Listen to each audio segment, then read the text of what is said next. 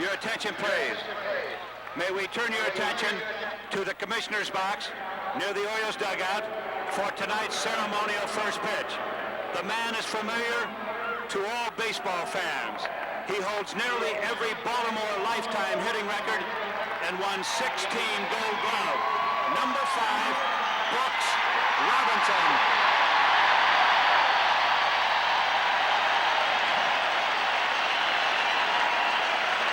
Brooksy delivering the ceremonial first pitch to Doug DeCinces, who succeeded him at third base. And yes, he does have a coach with him. The field, gratuitously saying, I think, is playable. It's soggy. Here's the starting lineup for the Pittsburgh Pirates, and it's interesting to note that the leadoff man, Omar Moreno, has run off 18 consecutive stolen bases. We'll see what happens first time he's on. Now the defense for the Baltimore Orioles taking the field. It is a night where you need a hand warmer. You've got to keep moving. You've got to keep wiggling around as John Lowenstein goes into the left field position, and he's going to be working in one of the soggy areas of the outfield, though the turf actually is quite firm. Al Bumbry in center field. Bumbry, one of the real flyers defensively in the game of baseball. Over in right field, he's a horse for this ball club, Big Ken Singleton. Moving to the inner defense for Baltimore, there's Doug DeCinces, who caught the ceremonial first pitch. Been outstanding in his career here. And of course, this man will go down in Baltimore baseball history as one of the greatest ever. At shortstop, Mark Belanger. At second base, Earl Weaver, going with the percentages, puts in the left-handed hitting, or the right-handed hitting Billy Smith in place of left-hander Rich Dower. Eddie Murray is over at first base. This is another horse in this ball club. He really is a good one. He plays every day and never is heard from. Behind the plate, Rick Dempsey. You heard of the pregame program. Howard suggests that he may be one of the best catchers in all of baseball. And out on the mound, the young left-hander from New Hampshire, Mike Flanagan, who was 23-9 on the regular season. He won a ball game in the playoff series against the California Angels. He's very steady, and he's become an outstanding pitcher. The umpires for the ball game tonight, Jerry Neudecker out of the American League is back at the plate.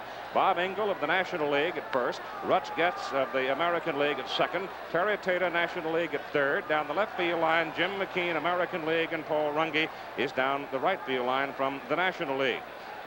The dimensions for this ballpark, it's relatively short down the lines, as you can see, at 309 feet. There is a lot of room out in center at 405, and those are the distances up the alleys.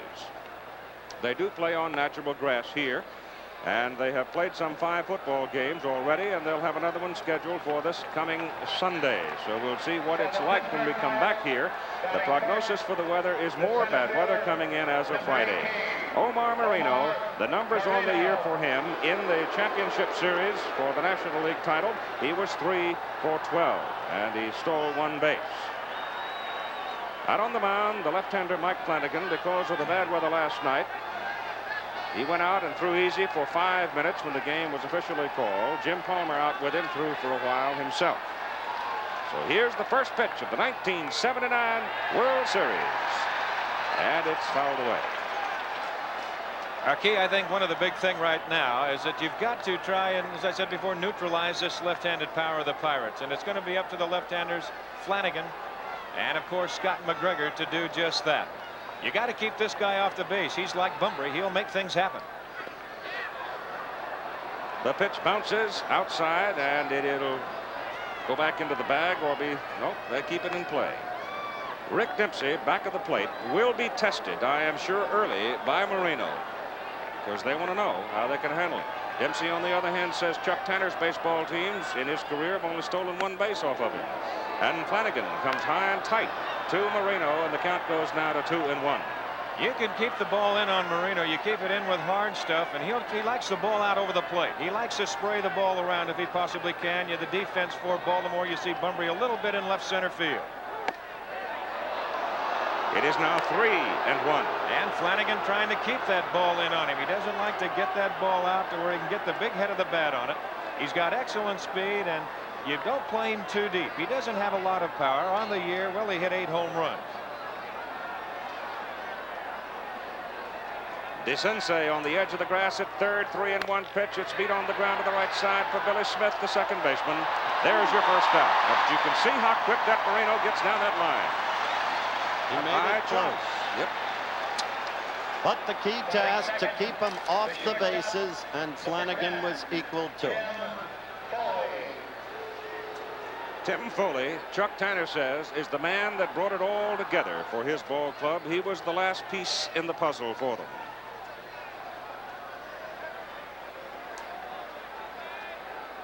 Four for 12 against Cincinnati in the National League Championship Series, and Flanagan comes inside for ball one. You see Frank Robinson may be the most active of all big league coaches, positioning his outfielders. Weaver turned the outfield over to him. Flanagan hits the corner to make it 1-1. Last year, and Jim Palmer was very forthright about it, the Baltimore outfielders were a sorry lot defensively. Pull the string on the change, and he gets him out in front. He fouls it away to make it 1-2. And the change is a pitch that Mike Flanagan picked up from Scott McGregor in the middle of the season, and it's made a tremendous difference in the way he's been working on the mound. That ball is popped up out into left field, drifting toward Lowenstein. John makes the catch, still 2 out. Fastball's being clocked on the first 2 batters, Don, at 91 and 92 miles per hour. He's sneaky fast. He's got a good fastball, and he keeps it away from the right-hand hitters and into the left-handers. It will tail and sink for him. He keeps a hard slider curveball in on him to keep him off balance, and then he's come up with that good change, which makes it a little more That's what made faster. him. That's Winning right. 19 a year ago, 23 this year. He studied Scott McGregor, who is known for his pitching guile and who has the great changeup. And very quickly, Flanagan duplicated McGregor. Let's see what he can do with Dave Parker. Parker hits a bullet down the right field side. It's going to the corner for a base hit, and the big guy pumping for second, stumbling as he goes around first base. But he's all right. He reaches back and grabs the back of his right leg. Right there, the first test, gentlemen, for Mike Flanagan against the Bucks' left-hand power. Much has been made of left-handers stopping as you look at it in replay. The Bucks' left-hand power. Well, on the season, Dave Parker, for instance, who can hit anybody, hit 13 home runs against southpaws and 12 against right-handers. Stargell, when he's hitting, can hit anybody. Yeah, that's exactly the truth, Howard. And of course, the big thing right now, Tony Barteron's going to go out. I don't know whether it was Parker might have pulled a hamstring or something as he went around that bag at first. You pointed it out, Keith, that he did stumble going around the bag. He tried to get the fastball in on him, and I believe Parker just looking fastball all the way. If you're a hitter, you'll go up there at times and watch the way that pitcher will try and work right off the bat to your opposing hitters, or actually your own teammates. And of course, these guys aren't dumb. They know their own strengths, and they own their own weaknesses. And of course, when you know that you're scouted as much as these two clubs have been scouted, you got to figure that somewhere along the line they are going to try and hit a point of weakness. Bill Robinson is at the plate, 262 hitter, 0 for 3 in the playoff series. And Flanagan's fastball comes in for strike 1. Flanagan, during the last season and a half, has improved his move on the mound. He has become very proficient at holding base runners. He picked off 8 this past season. That's fouled away. He's in front 2 as he pulled the string. He has developed confidence in that change, and he throws it a lot. That's really made him a good pitcher. You know, since June 8th of this year, Flanagan finished the season 17 wins and 5 losses. And boy, if you're going to finish strong, that's the way to finish it. Well, that's the key point. That's when he started using that changeup, developing confidence in it, because he said he had been throwing the fastball and the curve exclusively in the early going, and he hadn't been winning the way his talent would have dictated. With 2 out, and Parker at second base. Swing, foul tip, he stays alive on a 1-2 count. The coaches, Joe Laudette at third, Al Monchak at first. The outfield is straight away and well back. There is no wind, thank goodness. It would really be rough if the wind was blowing. Struck him out. So the top half of the first inning is over. Pittsburgh leaves Dave Parker standing at second base And Flanagan strikes out Robinson. So after 1/2 inning of play, Pittsburgh nothing, Baltimore coming to bat. Game 1, 1979 World Series. The batting order for the Baltimore Orioles: Bunbury, Belanger, Singleton, Murray, Lowenstein, DeCinces, Smith, Dempsey, Flanagan, Smith, and Lowenstein representing percentage baseball to get the left-handers in the lineup against the right-handed pitcher. The defense for Pittsburgh: Robinson, Moreno, Parker in the outfield, Madlock, Foley, Garner, Stargell on the inside, Nicosia back at the plate. Bruce Kison is on the mound. And the most impressive thing to me in Bruce Kison's professional baseball record with the Pittsburgh Pirates, in his career, he's 27-7 in the months of September and October. It's astonishing, isn't it? You talked to him about it. He said, I don't know why, but somehow my stuff seems to work better in the cold weather. I'm not arguing with it anymore and just accepting it. He's going to find out tonight because it is chilly here. I think one of the big keys to watch tonight is how many times that a pitcher will be allowed to go up. It's very cold, and a lot of times the umpire will allow them to just go up and blow on their hand a little bit. They have given him permission to do that tonight. And I would have to think that it's proper because it is chilly. What'd you say it was? 41 degrees, and it is going down rapidly. That was an hour ago. I suspect it's cooler than that now. So here's Bunbury. Al at 285, 4 for 16 against the Angels. He strokes it to left field. It's going to drop for a base hit. And it drops and rolls rather well. So the outfield turf is firm. Well, there's the same kind of guy. They come out of the same chapter, Moreno and Bunbury, and you got to try and keep both of those guys off the bases. Moreno was 77 stolen bases on the year, but Al Bunbury had 37 of his own.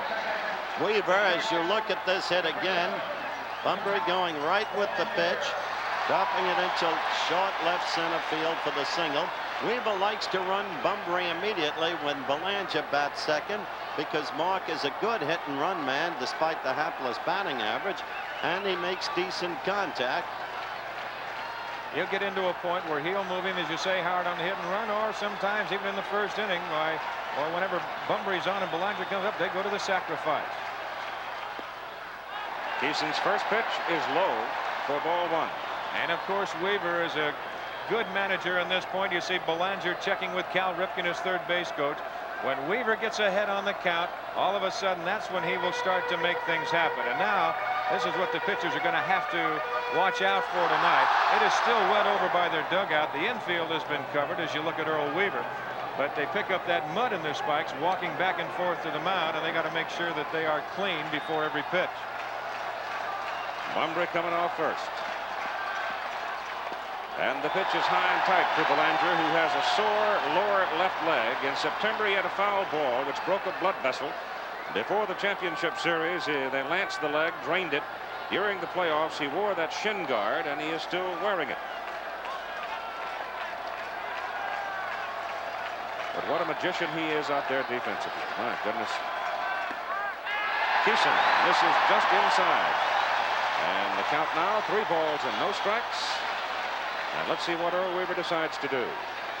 Funny thing about Kison, he's gone through a spell of first inning troubles as you look at Chuck Tanner. Shortly after the All-Star break, that began. In his last 13 starts, he's allowed 17 runs in the first inning. He walked in.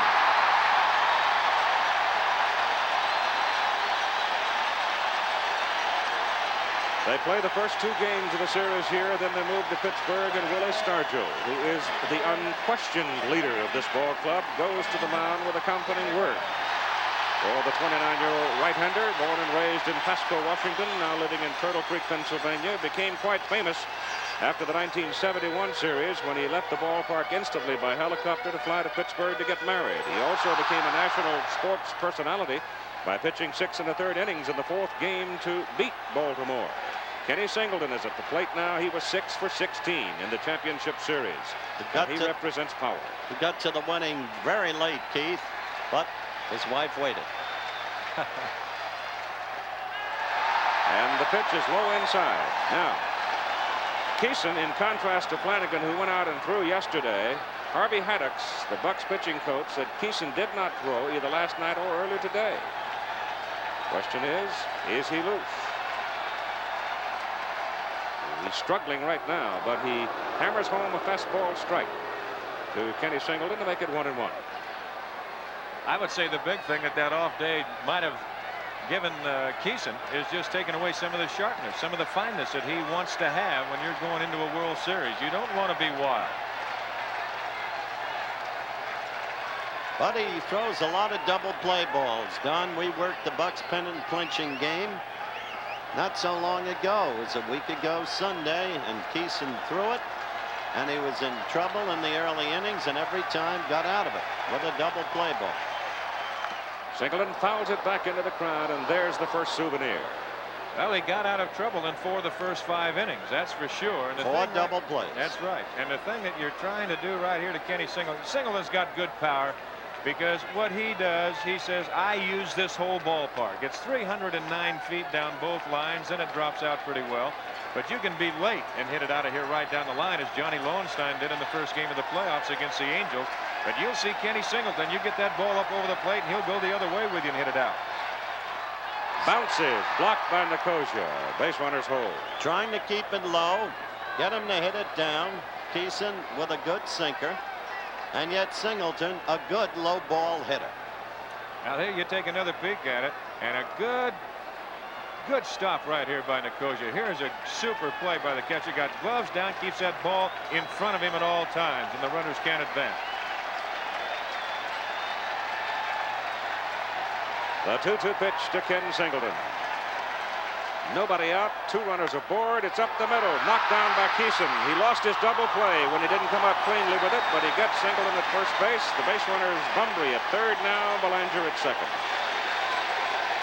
It's going to be interesting to see just how big that play right there could be in this entire ball game. Well, when you got Eddie Murray coming at you, Don, you know the cardinal rules. Stay away from the fastball. The guy will kill you. Hit it out of sight. But you can't always get location on the other stuff. Well, here's a case here. Depending on how Keeson feels and how Nicosia feels about his control. Now, he hasn't been real sharp yet. You've still got first base open. Willie Stargell looking in the dugout. Would you rather pitch to Murray, or would you rather go to even the left-hand hitter, Johnny Lowenstein? Figures to pitch to him carefully. Pitch is inside. Ball 1. 1 out. Ball to the outfield. Or a base hit, obviously, to bring home the first run of the game. That's where you've got to try and keep the ball on Eddie Murray. You move the fastball in, sliders in, and then you can tail the fastball down and away from him. He'll have a chance to pull off of it. Ball 2. Low. But you want to throw him the curve and change his speed stuff. Gabe Paul used to go crazy when with the Yankees, when those Yankee pitchers would throw him the fast stuff, and he would promptly hit it out. He goes to bed thinking fastball. 2-0 pitch. Keeson working carefully. Went outside that time, and they're doing just exactly what you suggested, Don. I just can't see any reason right here to let Eddie Murray hurt you, even though it's only the first inning. But you've got a man coming up that, although Johnny Lowenstein's had a fine year for Baltimore, I got to go to Lowenstein instead of Murray. And Weaver, aware of that, had him swinging on the 3-0 pitch. That's right. He green-lighted him. And I'll tell you, Keeson did not take anything off of it either. It's 3-1.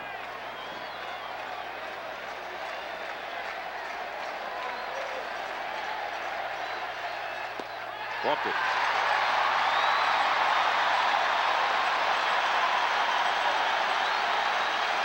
The bases are now loaded with 1 out. And the runners are Bumbry at third, Belanger at second, Murray at first. And here's Lowenstein. I think one of the key tributes that Earl Weaver has made to 3 players on this Baltimore ball club, and here's one of them, Johnny Lowenstein. The other is Terry Crowley. The other is Benny Ayala. He says, you know, everybody wants to play, but he says, I can't play everybody all the time. But he says, I've got 3 veterans on this ball club that don't gripe about anything. I platoon them, I'll put them in here, I'll put them in there. They're all up in age, but they all do the job.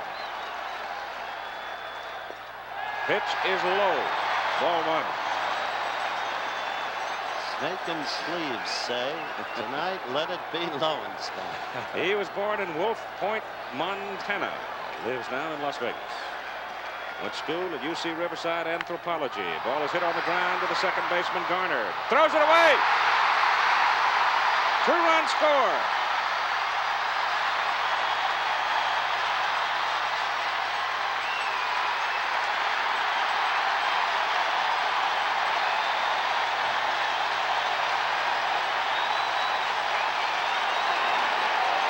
They had the table set. They had every card stacked perfectly.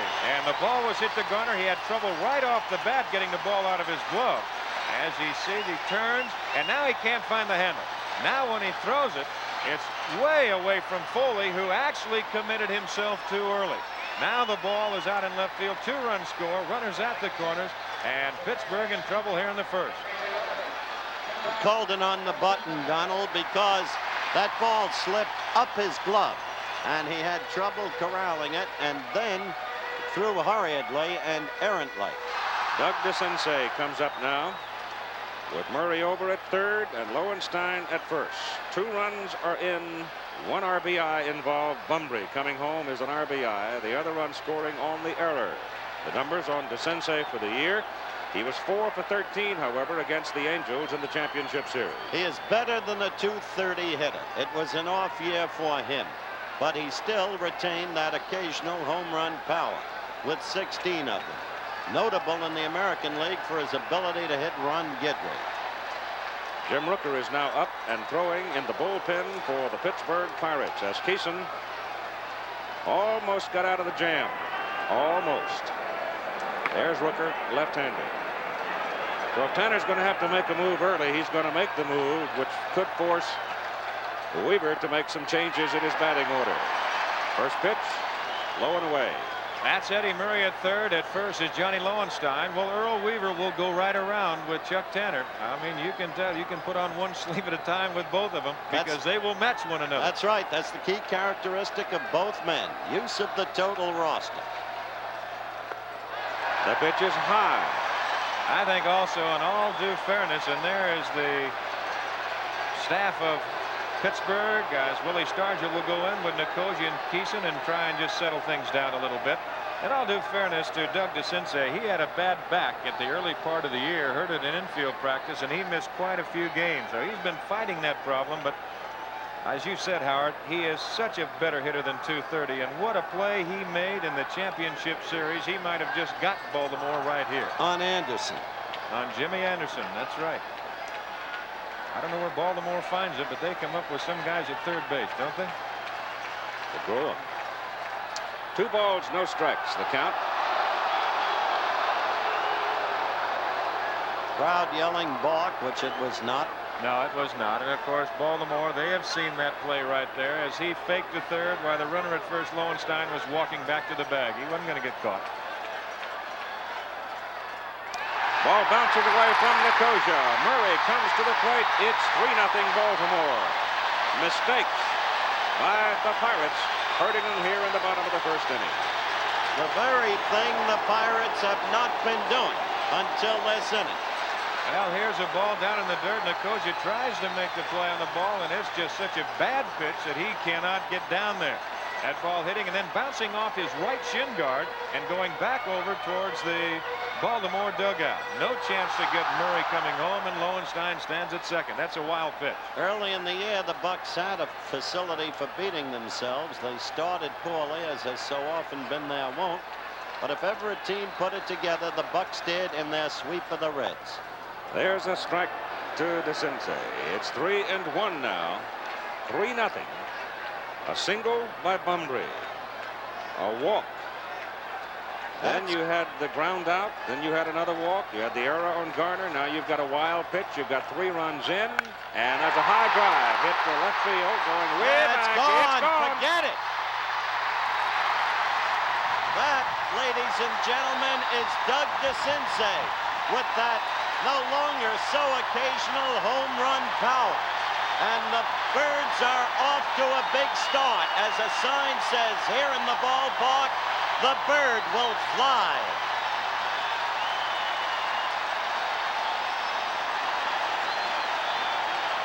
That Doug DeCinces, he can hit him as far as anybody, and of course he's ahead on the count. And you talk about these fans, he's looking fastball all the way up over the plate, and believe me, I can tell you from past experience, there's nothing that goes further than a high sinker.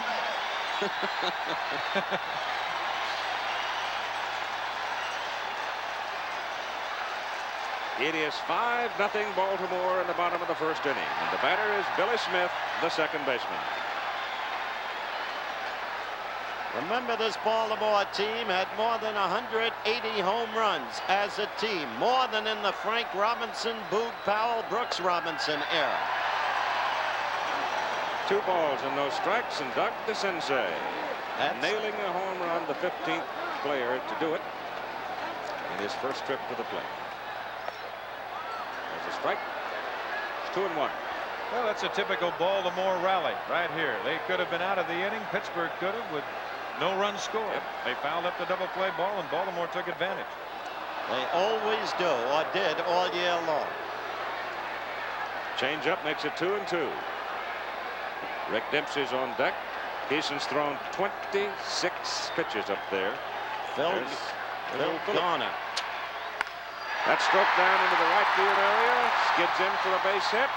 Parker slips, almost falls down, but gets the throw back in. So Smith is on with a single. And once again, the change in the lineup by Weaver pays off. Tanner goes to the mound. We'll see Rooker, I suspect, rather shortly. He's already pointed to the bullpen, and Jim Rooker is coming on. You talked earlier, Keith, about Keeson not throwing either last night or early today. Yep. Keeson came to Haddix this morning and said if the Pirates had other plans about another starter, he'd be agreeable. Haddix said, you're still our pitcher. But makes you wonder about his confidence, doesn't it? Yes, it does. Time is out. We'll be right back. The grounds crew out there replacing turf, putting down some sand, and trying to repair the area that Dave Parker tore up when he came over to field that line single by Billy Smith. You see his feet go out from under him there, and with the feet went the turf, leaving some big holes. So they are fixing it now as Jim Rooker, with a record of 4-7, comes in relief of Bruce Keeson, who is not able to get out of the first inning. Well, what they're actually doing in the outfield, they're taking towels and going out and they're trying to sop up some of the water. They'll take the towels, they'll stamp on them, and then they'll go squeeze them into the bucket. Boy, it's just amazing that they got this game in tonight. When I woke up this morning and looked out the window, like somebody mentioned, they said they thought they overslept because it was snowing out. There he is, the starting pitcher for the Birds tomorrow. One of the greatest pitchers of his time, Jim Palmer, with 225 career victories. On Saturday at 3:30 Eastern Time, one of the premier football games of almost any season. Third-ranked Oklahoma against fourth-ranked Texas. The Sooners and the Horns having at it in the Cotton Bowl down in Dallas. Should be a good one.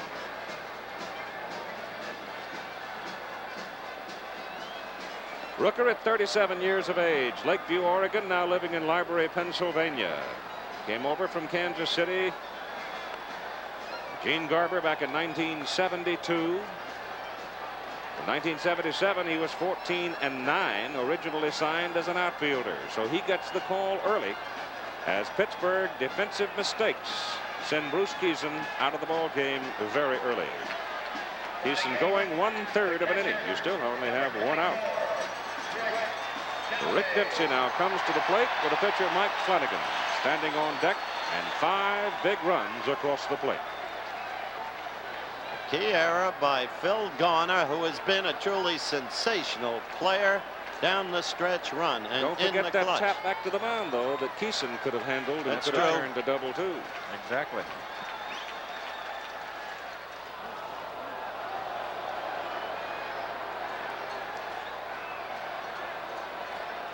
Smith at first base now with 1 out, and here's Rick Dempsey, 4 for 10 in the playoff series. Outside, ball 1. Jerry Neudecker back at the plate calling the balls and strikes. He is from the American League. Is the strike zone different? Well, depends on who you ask. There's one. It's 1-1. We'll find out about that tomorrow when Bob Engel of the National League works behind the plate with Jim Palmer, high fastball pitcher, throwing his stuff in there. That will be interesting. Line to the shortstop Foley. Throw to first base. Throws it away. Billy Smith going to go to second. Stargell overruns the ball, and Smith's in there. You've got 2 out. And that ball was hit like a shot, and the Bucks, as you can see, are very rattled. Now this ball hit hard. Now Timmy has a chance at Billy Smith at first base. All he's got to do is make a decent throw. But the throw is away from Stargell. He can't make the play. Smith was hesitant about going to second base. If Stargell plays the carom and plays it cleanly, he's got a chance to throw him out at second base. So that is the second Pittsburgh error here in the first inning. +1 of omission. That's right. Well, here's Flanagan's first at bat in a long time. Once hit 3 home runs when he was playing at the University of Massachusetts against Maine in 1 game. Did. Got his name on his own bat, too, I'll have you know. That's a lovely lady. That's Mike Flanagan's wife.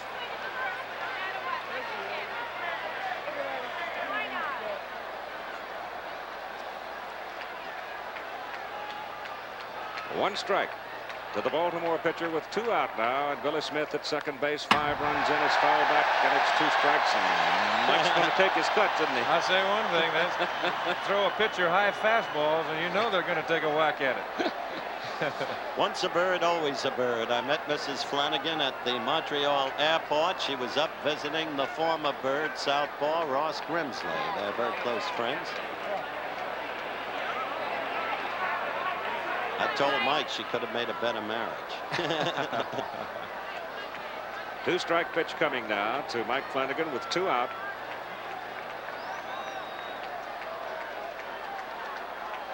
He hit .320 at UMass.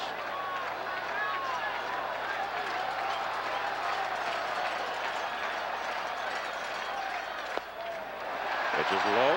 Nicosia comes up with it. It was kind of funny to watch him flipping around the bat in the clubhouse when the supply came in. When they started working a week or so ago and learning to bunt and so forth. He's bouncing the bat around, trying to figure out whether it was 32 or 33 ounces. And if you believe that. Tapper out in front. Nicosia's got to hurry in time. And so the first inning is finally over. But what an inning for Baltimore as they take the lead 5-0. Mike Flanagan will pitch to Willie Stargell, Bill Madlock, and Steve Nicosia. Before the ball game, Howard Cosell talked with the Baltimore lefty. Mike, explain why you became an even better pitcher this year than you were a year ago. How and when it happened? Well, I think early in the year I was having trouble with my curveball, and that was been my main pitch all of last year. And I kind of decided I better do something quick because I was getting knocked out of some of the games early. So I worked with Scotty McGregor on his changeup and a slider. And I think what put me over the hump was the changeup, and it made me a 4-pitch pitcher instead of a 2-pitch pitcher. That's hard to say. 2-pitch pitcher, 4-pitch pitcher. He said it very well. He's a dandy pitcher, however you want to put it. But you were talking a moment ago and mentioning the fact that he had the Angels down 9-1. And that's right. Him. Key point. Bucks, like the Angels, can come back. Willie Stargell represents the lumber portion in the Pirate lineup. They call Parker Lightning and Stargell lumber. It's probably the loosest bunch of guys I've ever seen in a baseball clubhouse. They do enjoy themselves, and they are very dangerous when they take the offense.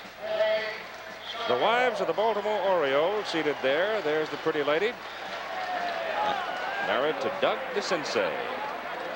They were having dinner in Little Italy down here 2 nights ago, and Doogie was mobbed by about 50 kids as he came out of the restaurant. Stood there and signed for every one of them. So here's Willie. 5 for 11 in the championship series. And the first pitch from Mike Flanagan is high and inside for ball 1. Can't be overemphasized that this man is one of the most remarkable men in American sport. Well, I'll tell you something. As the pitch is in for a strike, 1-1, you'd like Willie Stargell no matter what he did. Exactly. He is a great human being off the field. His work with sickle cell anemia, a lesson. Change, and Willie's waving, and it's 1-2. A lesson in humanity and his feeling for his fellow man.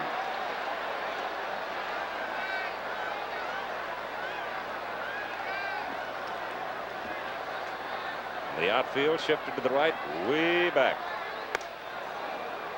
You could just look at the glove of Dempsey right there. That tells you the book on Stargell. A good low ball hitter. Dempsey, he almost had to come out of a crouch and stand up to get that target up high enough on Stargell. Well, he sewed up the pennant clincher golfing a low one at Three Rivers. He goes again for the changeup and misses and strikes out. That's the second strikeout by Flanagan. Good breaking pitch right here. It took just a little bit off. Stargell, you see, way out in front and in an excellent location. The batter is Bill Madlock, who is also one of the pieces to the puzzle that fit perfectly. If you look at their record, he may have been the key piece. I'll develop that in a second, Keith. All right, now's the time to do it. Before Matlock joined the Bucks, they had won 37 and lost 34. After Matlock came, the Bucks won 61 and lost 30. What a difference. Came from the Giants. High foul back in the crowd. That's souvenir number 3. By the way, that 5 runs in the first inning is a World Series record for game 1. Oh.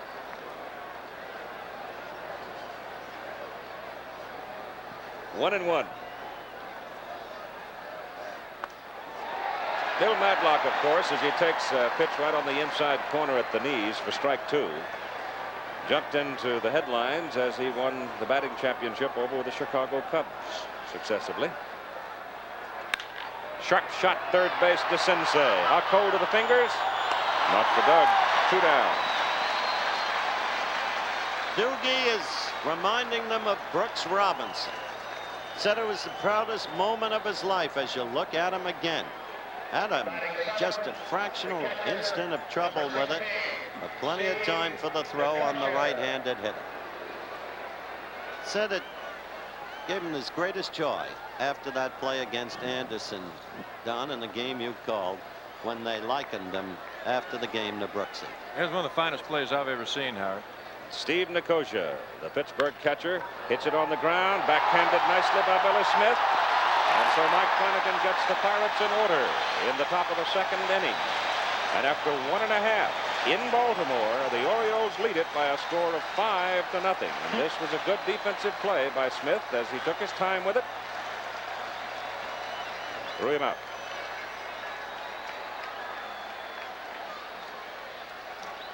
So after 1.5, with the temperature getting down into the 30s now, Baltimore leads it 5-0. I agree. But it's the World Series, and it's been played in snow and rain for all the years. 26 times there have been games postponed, but once the bell rings, the weather is forgotten. Al Bunbury now will lead it off for Baltimore in the bottom of the second inning. Belanger, Singleton will follow. It'll be the top of the order. The Orioles batted around. The umpires are now coming in to have a conversation with Jerry Neudecker. Well, it's the right field umpire, and that is Paul Runge coming in, and he's telling, I believe, Jerry Neudecker, saying, hey, I believe we need some help out there. They've been working out in left field. We need some help out in right field. I believe that Parker might have complained a little bit. We saw the play before back in the first inning where Parker slipped on that ball, and he might be telling him, say, look, let's get these guys ready to go out here in right field a little bit in between innings.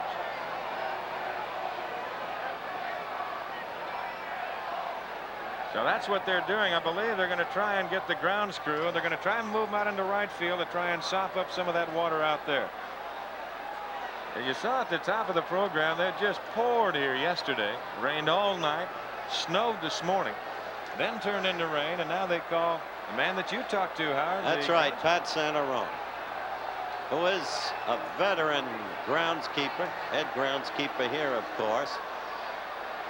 You heard him say in the pregame telecast that they played in worse conditions back in the '71 series. Bowie Kuhn was criticized by some last night. As Bowie is looking on right now, there he is. He was criticized by some for, they felt, delaying the calling of the game last night. He felt he was in a no-win position to give his side of it. He felt, what if I had called it before scheduled game time and it had stopped raining? Well, he was exactly right, Howard. He was in a no-win position. And the next thing I knew, some were blaming television, saying we were holding up the game, which indicates an almost massive absence of knowledge of the position of television in the matter.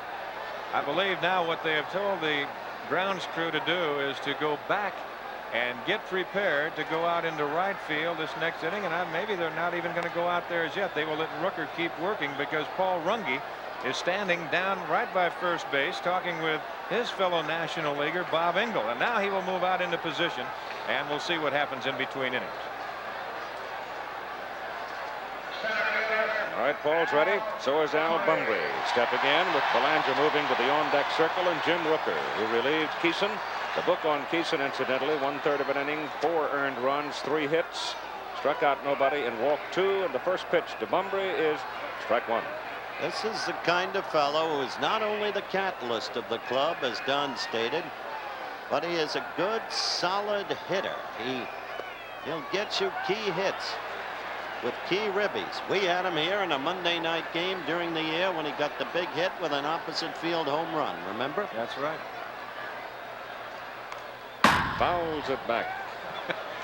This will neutralize him just a little bit. I didn't think you could get up from under the table that fast. Told you, I'm used to ducking those.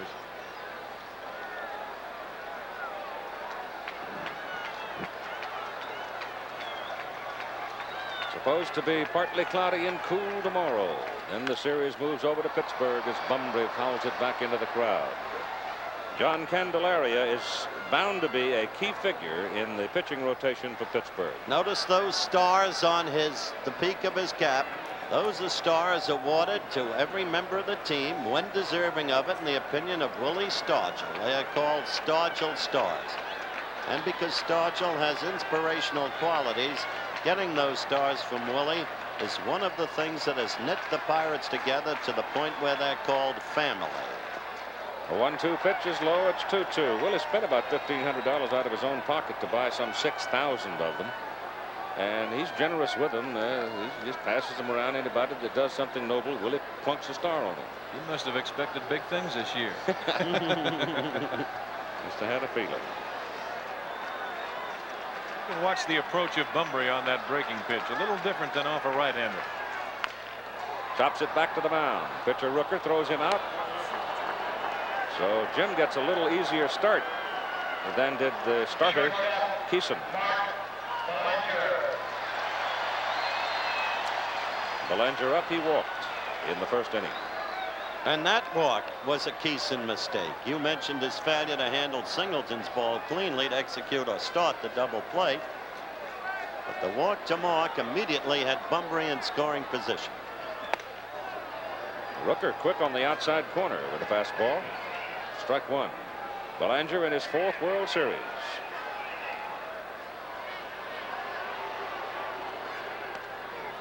Strike 2. Good breaking pitch that time, right down on the knees of Belanger. It was a beauty. 1 star.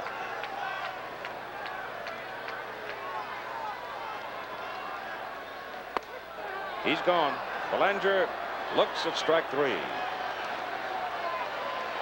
You know, the thing that have you make you feel awful bad as you look at this next pitch by Rooker, and he came back with another dandy curveball. Belanger started, couldn't pull the trigger, and in a good location. But I was going to say, the thing that have to make you feel awfully bad is if you went through that whole season and never had a star. Just hold the door for Willie. That's about it. Hold the door for everybody. Kenny Singleton, out pitcher to first, his first time up. Switch hitter goes to the right side against the left-hander, and Rooker misses outside for ball 1. 2 out, nobody on. He's a different player this year from a year ago. So confident because he's got his strength back. After 2 seasons ago, he underwent shoulder surgery, and he felt almost helpless trying to throw from right field last year. That was part of why the Orioles outfield last year was a relatively sorry lot defensively. It was a big swing. You saw that statistic offered on your screen there, that he's been very productive when Mike Flanagan has been on the mound. And to talk about the arm from right field in 1979, he had 8 assists. He only had 1 in 1978. So that's testimony to the strength of the arm as well. That's rolled, and it's fair. And Madlock makes a fine play, and they don't get him. The throw's in the dirt. We got to call out a hit, though. We'll be hearing from Kenny Singleton in just a couple of minutes, and you'll hear him explaining how he became a new man. This is a good play by Madlock to get over to the ball, and then all of a sudden his momentum carries him across. He doesn't get real good footing, and then the throw a little bit shallow. Singleton with a slide. I don't know whether he comes up with that ball. Here we look at it again. Makes a good play, but now going away from the bag. That's a tough play for any third baseman. Well, he wasn't playing the line. Sometimes a guy plays the line when you don't expect him to be playing the line, and that's what the sensei was doing on the hit by Anderson. Exactly he was right. playing the line.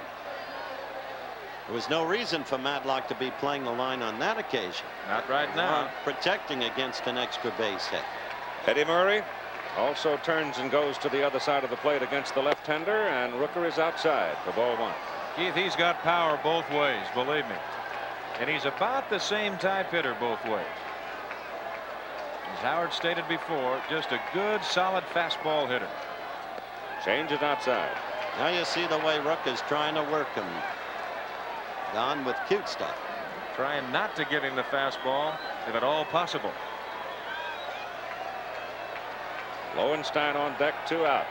Singleton at first. Hit to center, base hit.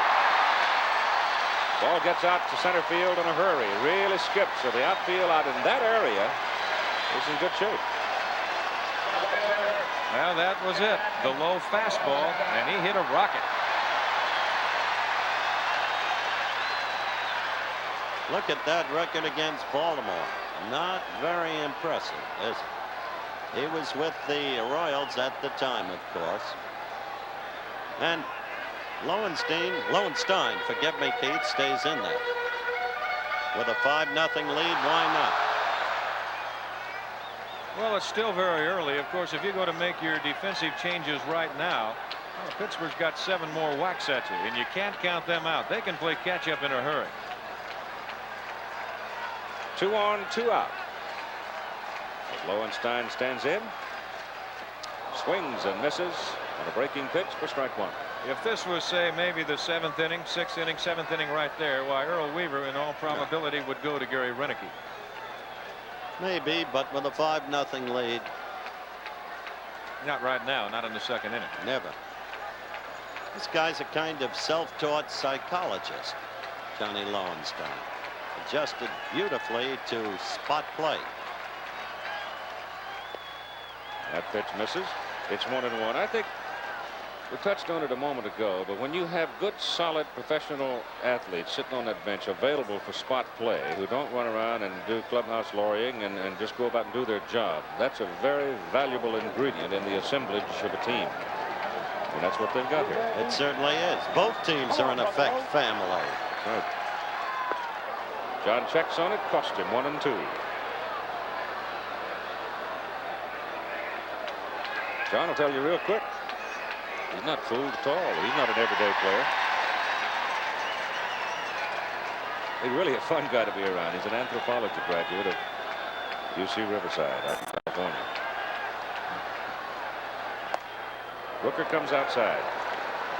Now 2-2. The base runners are Ken Singleton at second and Eddie Murray at first. Waiting on deck, Doug DeCinces, who homered back in the first inning, good for 2 runs. 37-year-old Jim Rooker blows the fastball in there, and Lowenstein strikes out. So Baltimore doesn't go down easy in the 2nd, but they do hold them, and the Orioles lead it 5-0. There's the effort to repair the holes, and I would imagine with all the water they've had, in fact, I can see another spot out there in short right field where the seepage or the water's sort of maybe coming up out of the ground, but there's definitely a small puddle about 25 or 30 yards from where they're working right now. It's just plain old-fashioned mud. Well, I think the big thing here, as we mentioned before, that the Baltimore Colts played here, and where it is so obvious with all the mud and the water, would be actually on the sidelines of the football field where the players were. And there's some spots where they're moving in out in right field right now. They're in normal positions of where the outfielders will play. The outfielders will play a little bit different here at Memorial Stadium in Baltimore. There's tomorrow's game, 8 o'clock Eastern. And on Friday, there'll be no off day, don't forget. Also 8 o'clock Eastern time, game 3. But the outfielders here in Baltimore will bunch.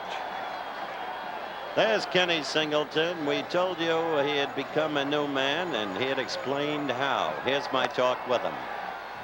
You're a new person in the outfield. Explain why. Well, this year I have more confidence. Last year I didn't really want the ball hit to me because I couldn't really throw it back the way I wanted to. This year I really feel good in the outfield. I've been throwing the ball well all season long, and you know, the runners seem to be stopping this year. They don't try and keep going anymore. This relates to your off-season surgery. Yes, 2 years ago. Last year was a different story. Everybody got on first, couldn't wait to go to third base on me. This year they seem to be holding up quite a bit. Pre-game comments of Kenny Singleton. Phil Garner, the Pirates' second baseman, is the batter. Strike one on him. The pitcher, Rooker, is scheduled to come next, and then the top of the order, Moreno, and that's fouled high up in the air and drifting back into the crowd. This is a pepper pot ball player, this Phil Garner. And talk about clutch play, hit .377 during the month of September with some key home runs.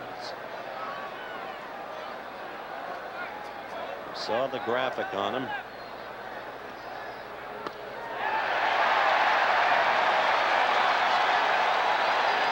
There's a pitch right there that is a bread and butter pitch for Mike Flanagan. That hard slider or breaking pitch right down on the inside corner of those right-hand hitters. They have a tendency to give up on it. That's 3 strikeouts now for Mike. Here's Jim Rooker coming to the plate. Hits from the right side. The Angels caught up to Flanagan, as we noted, when he had a 9-1 lead in the game that the Birds hung on to win 9-8. But here in Memorial Stadium, they very rarely, as you looked at a called ball, ever hit Flanagan. We showed you a graphic to that effect early. Well, he was 14-2 here all year long. That's not bad. Rooker fouls it off, and the count now 1-1. Mike pitched last Thursday in that second playoff game, and in that game, Ray Miller, the pitching coach of Baltimore, said he had the best fastball he'd had all month, staying pretty much in the high 80s and low 90s with it.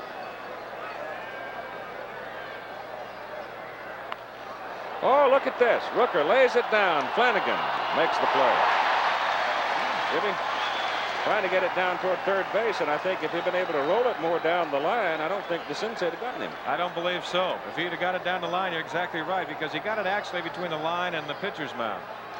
World Series history on the Pittsburgh Pirates. See that they lost 1903. That was really not the Red Sox. It's the franchise that became the Red Sox. They called them Boston Pilgrims back in those days. That's a new fan. Yeah, my blanket, huh?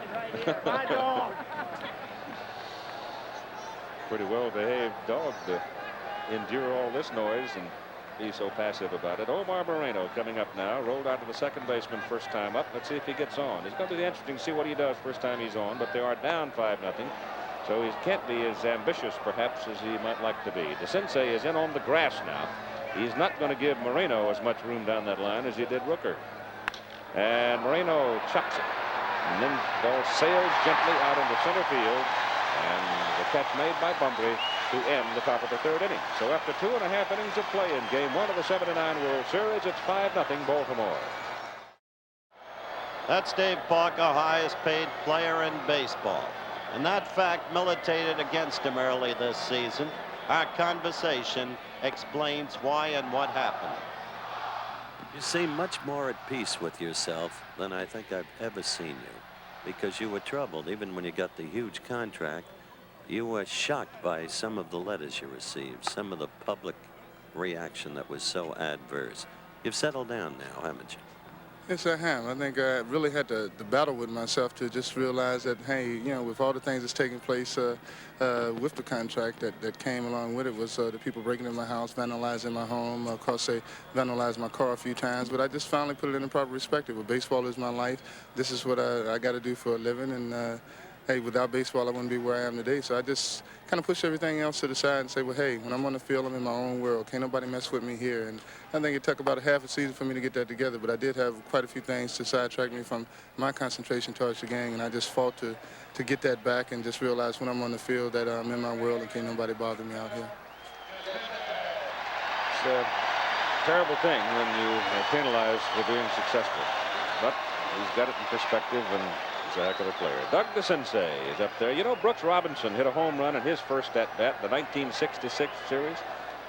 The man who has succeeded him now has hit a home run in the first at-bat. Well, we're happy to be here. Just glad the snow didn't stick. Well, I'll tell you, that was the series when they belted the Dodgers. Yes.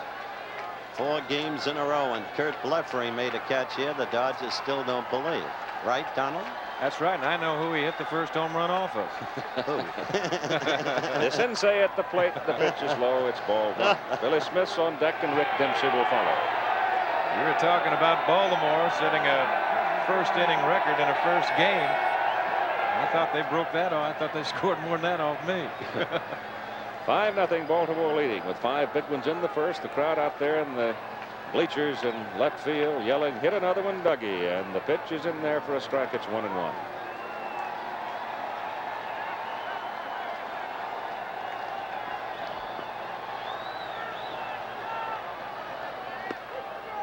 Strike 2 on the outside corner. Suffered a slight pull Saturday in Anaheim Stadium playing against the Angels when he went around first.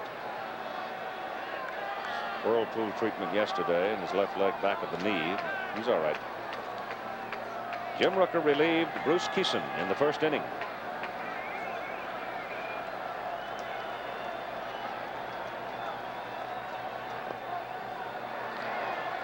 Count is now 2-2. 4 of the 5 runs on the board earned. And Pittsburgh had actually 3 opportunities to get off the hook and didn't do it. Shot foul. You know, just watching Jim Rooker throw tonight, he started the year on the disabled list, but he's throwing well tonight. Cal Ripken is the third base coach for Baltimore. Jim Fry at first base. Now that could be dangerous, playing that far off the line against Doogie, couldn't it, Don? Well, he's not too bad. He really isn't. DeCinces is not really what you'd call necessarily a dead pull hitter, trying to protect a little bit to the hole. Pretty good pitch. Yes, it was. He has Doogie leaning. And he tried to bring it from the outside in. Tried to bring a breaking pitch out there, and he just did miss. Count is full at 3-2 on DeCinces. He's another Californian. A lot of those fellas in baseball, good reason for it. The weather out there enabling the youngsters to play year-round. And they develop it. So DeCinces gets a free pass to first base from Rooker. Second baseman, Billy Smith comes up now, and Smith had a single in his first trip tonight. You know, Keith, one of the things I'm sure that had to enter Earl Weaver's mind in changing his lineup just a little bit and putting Billy Smith in at second base instead of Rich Dower. With the starter Kison, what Weaver has going for him is an added plus. He has got, as you look at Weaver down in the dugout, he's got an added plus because he's got Singleton, Murray, and Smith that are all switch hitters. So all they have to do is turn around. Not only that, as our graphic showed, Don, Smith has been a hot hitter. He has. In the recent days.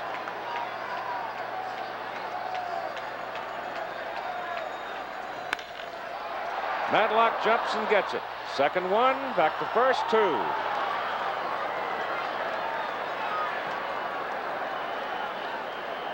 Just a little more bounce. It's in left field. That ball was hit hard, and Matlock did make a good play. He had it right up. You can see a lot of white showing. Now he has to reach in, make sure he gets Anna DeCinces. He comes in hard, but Garner has just enough time to get the ball out of the way. Rick Dempsey Catcher. had a pretty fair series in the American League playoffs, didn't he? Rooker is just low. Well, I agree with Howard when he was talking about the comparisons between the two starting lineups, that this guy right here has got to be one of the most underrated catchers in the American League, and maybe all of baseball. He does an excellent job. He's a great handler of pitchers. He calls a good game, and he's got an excellent arm. Really gotten two vital commodities from the Yankees, haven't they? Rick Dempsey and Scott McGregor. Yes, sir. And there's a youngster named Martinez hasn't done badly for them either. Tippy. Been great out on the bullpen. 3 balls and no strikes now to Rick Dempsey with 2 out. Mike Flanagan, the pitcher, waiting on deck. 5-0 Baltimore. 3-1. I would suggest, I think, too, 3-1 pitch. Bat comes apart, bounced out to the second baseman Garner, throws over to first and gets him. And so Dempsey bounces out to end the 3rd inning of play at after 3. The Orioles lead the Pirates 5-0. Want to see a bat explode? Watch this. Dempsey's bat just literally comes apart. And he's thrown out at first base. When that lumber and those splinters start flying around, 'tis a time to be nimble. And when you get the ball out on the end of the bat like that in this kind of weather where it's down in the 30s, you just go back to the dugout and count your fingernails. NFL football on ABC. That's a big one Sunday night. The Rams against the Cowboys. The Cowboys now in possession of John Dutton, one of the finest defensive linemen in football, acquired by way of trade with the Colts of Baltimore. Then Monday night, the Vikes against the Jets. In the meantime, Tim Foley, and this, my friend, is a contact hitter, Keith. And it's also the second time around for the batting order for the Pittsburgh Pirates against Mike Flanagan. Parker will follow, and then comes Bill Robinson. Birds are leading 5-0, and Mike Flanagan's fastball has plenty of pop in it for strike 1. When I say contact hitter, Keith, he has struck out only once That's foul. in his last 238 at-bats. Dandy catch by the young lady. The ball rolled down the left field line. And he hasn't struck out at all in his last 138 at-bats. So he meets the ball. Looped out into short center field, and it drops. See what I mean? Yep. You'll get wood on it one way or another. Well, he's up on the bat handle about 4 inches, and that'll tell you something right there. Listen, you remember a guy, the late Mr. Branch, Ricky, used to say he can't hit, he can't run, he can't field, he can't throw. What he can do is win. He talked of the brat, Eddie Stanky. Well, Timmy Foley may be an uppercase Eddie Stanky. Dave Parker normally uses a piece of wood at the plate, 37 ounces and 37 inches, and the average man needs help to tote it.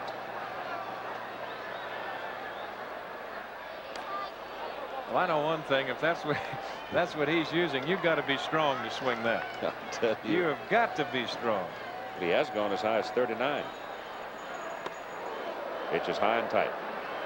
Interesting thing about the Bucks with their left-hand power, primarily in the form of this man in Stargell. They've been shut out by a southpaw only once this year, Don, and that was Pete Falcone of the Mets in one of his rare effective performances. Parker up there. Swings and misses, and it's 1-1. Dave doubled his first time up, has one of the 2 hits, and that pitch came into the plate at 90 miles an hour. This misses Jim Rooker right there. Go, Dave! Orioles! Oh, Dave.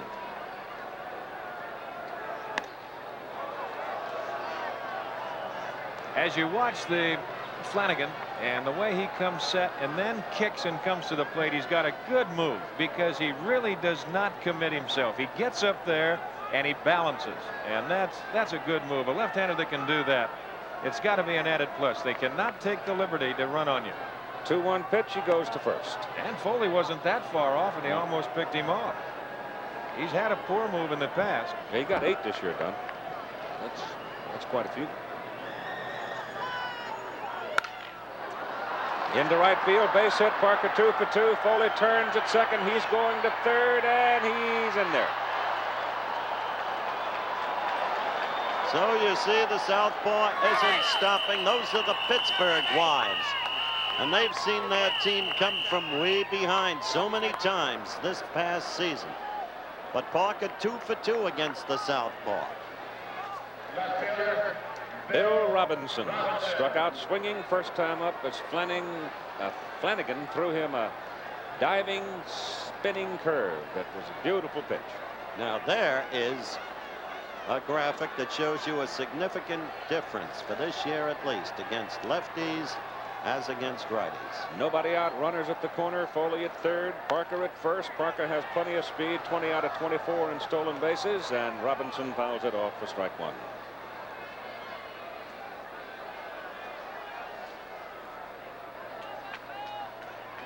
Parker's amazing. The endless season he was going to the opposite field with such great success.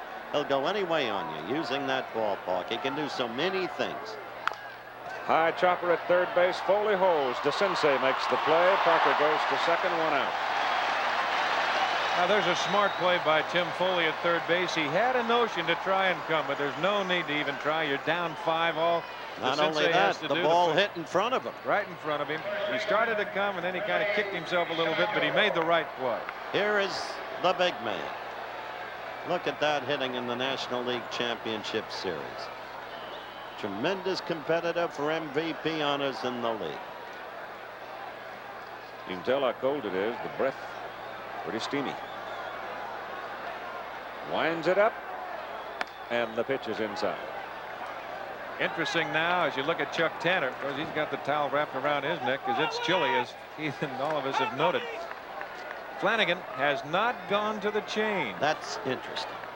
And I'm just watching and wondering how long it's going to be before he goes back to that chain. Got Willie on it. Let's see. Yeah. Fastball, and it's a shot. Second baseman has it. Throw to first base. Run scores. 2 out. And finally, Pittsburgh gets on the board. Parker going over to third. Foley comes home as Willie Stargell gets an RBI. 2 down. Madlock coming to the plate. Said before, of the 2 ball clubs on the field, the Pirates have got to be the one that you would say, well, they can play catch up with you. They can catch you if you get a big lead. Bill takes it low. But if you go into the 9th inning trailing Baltimore, they have some of the most incredible statistics in the history of the game. It's almost impossible to catch them on the record, or at least this past year, Don. They can throw some stoppers at you. They've got them sitting out there in that bullpen. I'll guarantee you that. Both clubs have excellent relievers. They don't beat themselves. No, they don't. There's a change. What a beautiful pitch. 1-1 to count, and here's the pitch. Well, he's just got Madlock fooled. That's all there is to that. Bill might have thought it might have been a little low. 1-1. Madlock takes it. Makes it 2-1.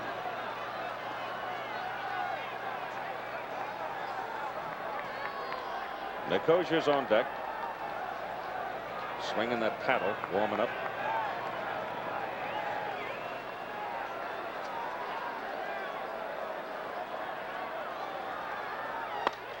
Two and two. You could see the finger, and then he went inside, and that's exactly where Flanagan threw it. He hit that inside corner beautifully.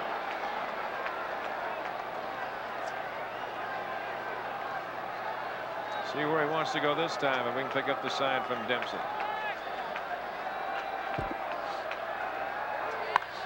That's foul. Oops. Souvenir hunter out of the stands. Goes back in a hurry. A lot of memories for some of these players on each team as they look back to the 1971 series. Coming back inside. Foul again. Pretty much the same place. Get down underneath that tarp to dig it out. Belanger talks about how the Birds won the first two in '71 and thought they had it cinched. The Bucks won the next three, then the Birds won, and then Roberto Clemente finished. Fouled away, and count holds at 2-2. That's Timmy Foley's wife, a lovely young blonde lady. She and her husband both thought his career might be finished with the Mets this year, and they sent him away a new life. Oh, Madlock got all of that one, didn't he? Just foul. This is a tough hitter. Tough. Flanagan got a little fortunate right there. He hung that breaking pitch up over the plate, and he hit it on the screws. It's a man who's found a home here. Every other manager tried to fit me into a mold, Matlock says, but not Chuck Tanner. He lets you be yourself. Just outside. It's now a full count, 3 balls and 2 strikes. 1 run is in for Pittsburgh. Dave Parker is over at third. You've got 2 out. Madlock has got to me, has got just a great swing. Very short and very compact. Full count coming. Now time. You can see right there, Madlock was not going to take his eye off of Flanagan. He held his right hand up and said, time. If he doesn't get it, he's got to get it back on the bat. Ball 4. Runners at the corner now with 2 out. That's a pretty close pitch. It sure was. Watch it again. He's trying to get the fastball up a little bit. Catcher, Steve Nicosia. Just off the inside corner. That's the first walk issued in the ball game by Mike Flanagan. Steve Nicosia is at the plate. Nicosia's first time up. He rolled out to the second baseman, and there's Mrs. Nicosia. Meditate. Let's go, Nick. Let's go, Nick.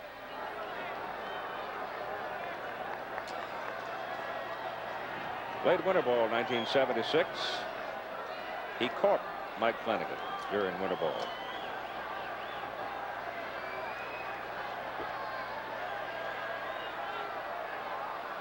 We're in the top of the 4th inning, and it's a 5-1 ball game as Flanagan is inside. And the Baltimore bullpen now with Sammy Stewart getting loose just in case. Neither manager on average will waste time.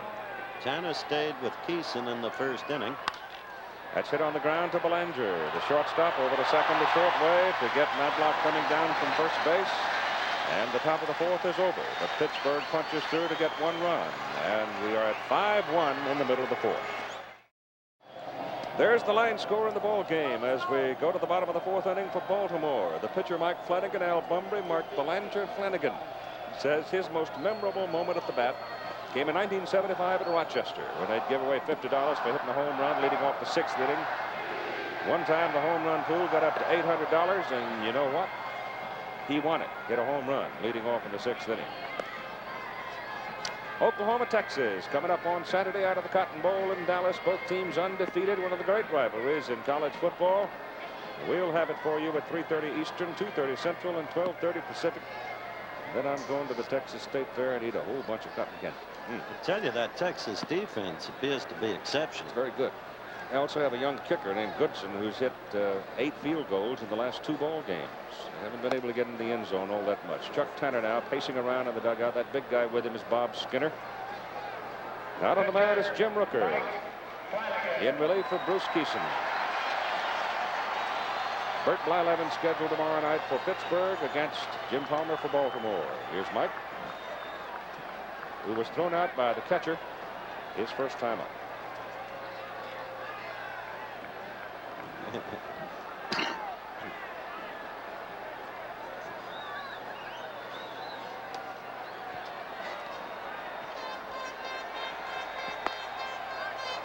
First pitch from Rooker to Flanagan is inside. For ball one.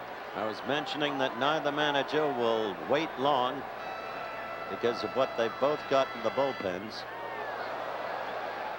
Should there be any trouble coming up. But Tanner did stay with Keeson because Keeson got into first inning trouble, not solely through his fault. Count is now 2 balls and 1 strike to Flanagan. When the series is done, Mike and Kathy will move to their new house in Amherst, New Hampshire. It's about 15 miles west of Manchester. He's hoping one of his trophies that's fouled away is going to be the Cy Young Award. I don't think he has much to worry about in that regard. Bill Robinson and Mrs. Bill Robinson. They know what it is to struggle. They thought Bill wouldn't make it because of what happened to him with the Yankees, a dismal experience. That's popped back foul out of play. But with the Phils and with the Bucks, he formed a new career. He had come up to the Yankees by way of trade from the Atlanta organization, and he was highly touted. Great natural ability, but it didn't work for him in New York.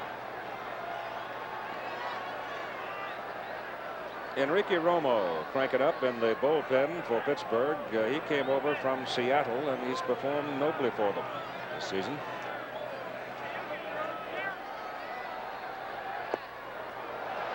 Had Mike leaning on it, took it 3-2 the count now on the Baltimore pitcher.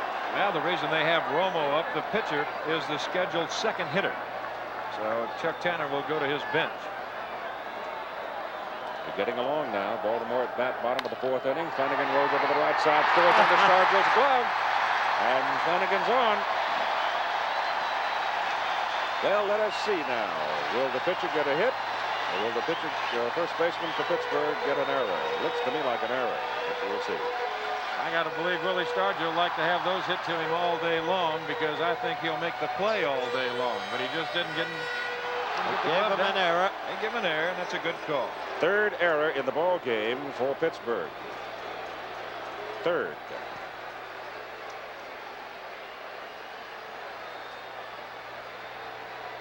And the first one was terribly expensive. And Al Bunbury with Mark Belanger to the on-deck circle. Bunbury in the ball game, a single, scored a run. The first run of the game, he's 1 for 2.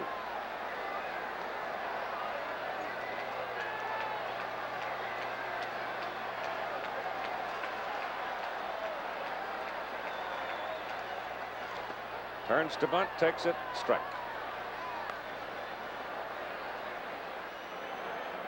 That's Romo continuing to warm up in the bullpen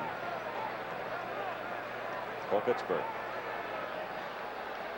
He may have been waiting on a pinch hitting situation, Don, but he's a guy who'll show you 6 pitches, 7 pitches a game if necessary. Well, that's exactly true. Rooker gets in trouble right here. He won't hesitate to bring somebody in to get out of the inning, and then he'll pinch hit for them and go to the next guy. Exactly. Bunbury taking a good long hard look at the third base coach, Cal Ripken.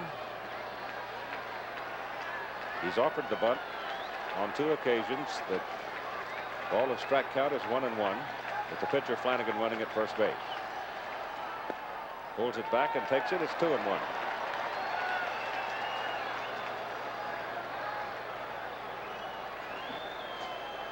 There's a left-hander, Dave Roberts, now joining Romo in the bullpen. So Chuck's warming up from both sides.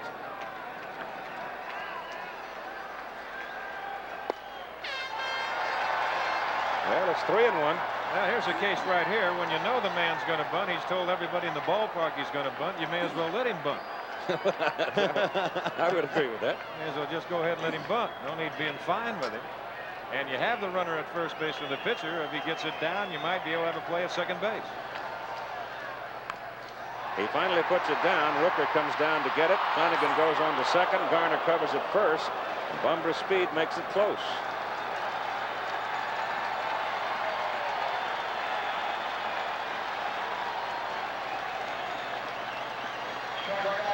Flanagan running on the bases. And remember, we're not using the designated hitter in this alternate year of the World Series, playing it the National League way. It is a cold night. The pitcher's been standing out there for quite a while. This is where a lot of people have the pros and cons about that designated hitter. Here's what they like to see in the middle of the summer, where you have the pitcher running the bases like that, and just check the stamina of that pitcher and see if he can go 9 innings and run the bases a few times. Mark Belanger, the batter, with 1 out. You don't like the DH, do you? Well, not especially. Belanger swings and misses.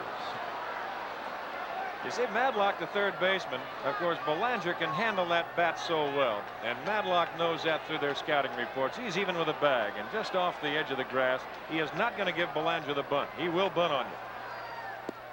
When you say Mark can handle a bat so well, excuse me, Keith, you mean because of the experience he can manipulate it despite the 167 batting average of the year. Don't let that fool you. He can beat you.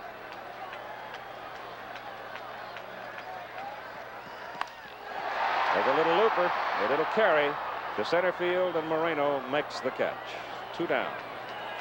Ball had more spin on it as he went underneath it, and it just lifted right on out to center. Now here's the guy he's got to get by.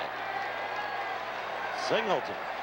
After Singleton, Murray. They're a tremendous 1-2 punch. Here's a case that really puts a lot of burden on the outfield. Now, we've talked about the bad weather. We've talked about the outfield being in really tough condition. Well, a good outfielder is going to know, I've got a pitcher at second base, 2 outs. I got to know that there's a guy at the plate that can hit the ball to me hard for a base hit. I've got to charge it hard because I know I've got to play at the plate, but now I've also got that bad turf. High to right center. Moreno and Parker, and it's Parker on the call and the catch. And the inning is over. So Flanagan stops at second base. And after 4, Baltimore 5 and Pittsburgh 1. Game number 2 tomorrow night, 8 o'clock Eastern time here on ABC. Game number 3 goes over to Pittsburgh on Friday at 8 Eastern time. We're concerned right now with the opening game of this 76 World Series. And the Buccaneers, with a big crowd having traveled over to Baltimore, they gobbled up every ticket available to them. And they're enjoying a 5-1 lead right now as we go to the top of the 5th inning. And we will go with Don Drysdale to call the play for you. And Don, this is the 3rd largest crowd for a World Series game here in the stadium's history, 53,735. And you've got to give them all credit, Keith, because they are here under adverse conditions, because it is chilly, and they had a big crowd here last night that stayed through the rain until they finally called it. But right now they've got their Orioles on top 5-1, as it'll be Garner and then a pinch hitter. And we'll go to the top of the order and Omar Moreno.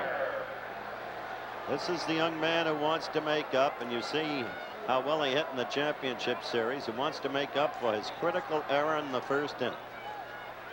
Now, Garner caught looking his first time at bat at .293 on the regular season. Manny Sanguillen has come out to the on-deck circle as a pinch hitter. Now Chuck Tanner going to the old pro, Manny Sanguillen. Manny's another veteran of that 71 series. When the Bucks play the Birds, it's like a city series. Good change, and Flanagan out in front 0-2. It's that kind of rivalry. The cities are not that far apart. That's Mrs. Phil Garner. Usually when Don takes over an inning, the runs come in profusion. 1 ball and 2 strikes to Garner. Flanagan out in front, 5-1 Baltimore. We're in the top of the 5th. Game number 1 of the 79 series. Bunbury, the book on Garner, it appears, for Baltimore. He will play him in right center field. And just missed inside. And Flanagan. Yep, you saw that. Didn't like the call, Don. Not too happy, but I'll have to throw another one right there and see how it I get. See the pitch again. Pretty close. The 2-2 pitch. And he came right back with that same pitch again, and Garner just did get a piece of it. 2 balls, 2 strikes. Garner, the leadoff hitter in the Bucks' 5th.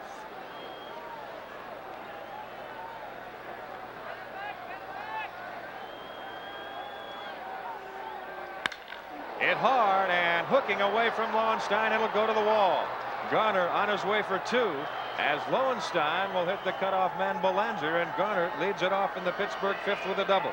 So as they started the lineup the second time around last inning, they began to get to Flanagan and scored a run. Look at that. Look where that pitch was done. Got the breaking pitch up over the plate. Look at that ball hooking away from Lowenstein. He had no chance whatsoever. Then skipping through the mud and off the wall. The biggest thing you could do then was run it down. So Garner's at second base, and here's Manny Sanguillen. And we told you about the Bucks' ability to play catch-up baseball. They did it all year long. In the late innings, they can terrify you. There's not a weak spot in their lineup.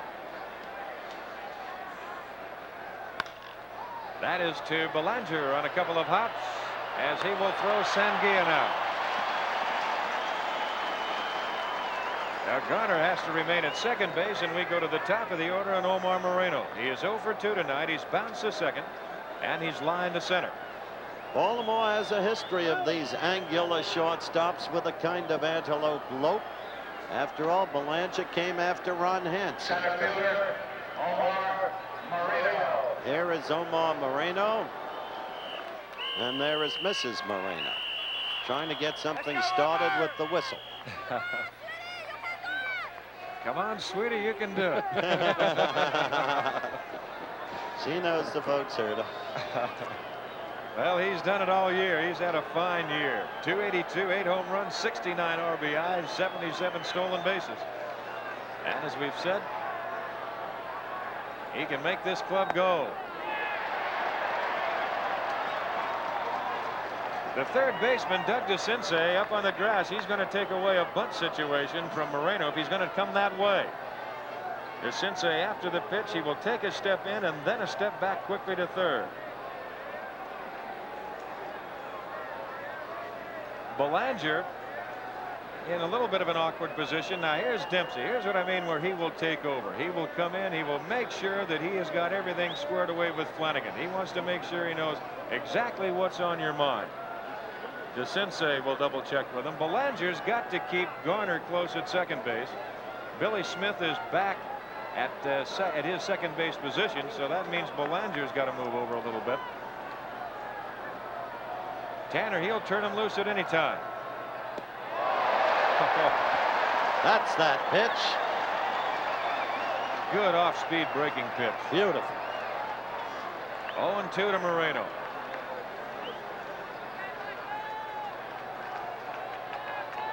Moreno's led the National League in stolen bases the last couple of years.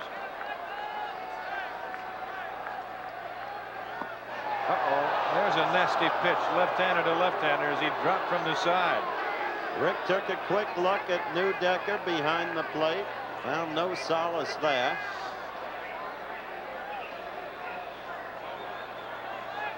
A ball and 2 strikes, 1 out, 1 on. 5-1 Baltimore. Good curveball. The 4th strikeout for Flanagan tonight. And as you look at it again, it came at a big time. He pitched Moreno beautifully. First the changeup, got him on a swinging strike, and then the curveball. And here is the little contact hitter, Timmy Foley. Well, you see, Foley 1 for 2. He's flied to left, singled and scored. The only Pirate run of the night. That was in the 4th inning. There you see a Foley up on that bat handle. He's up about 4 inches.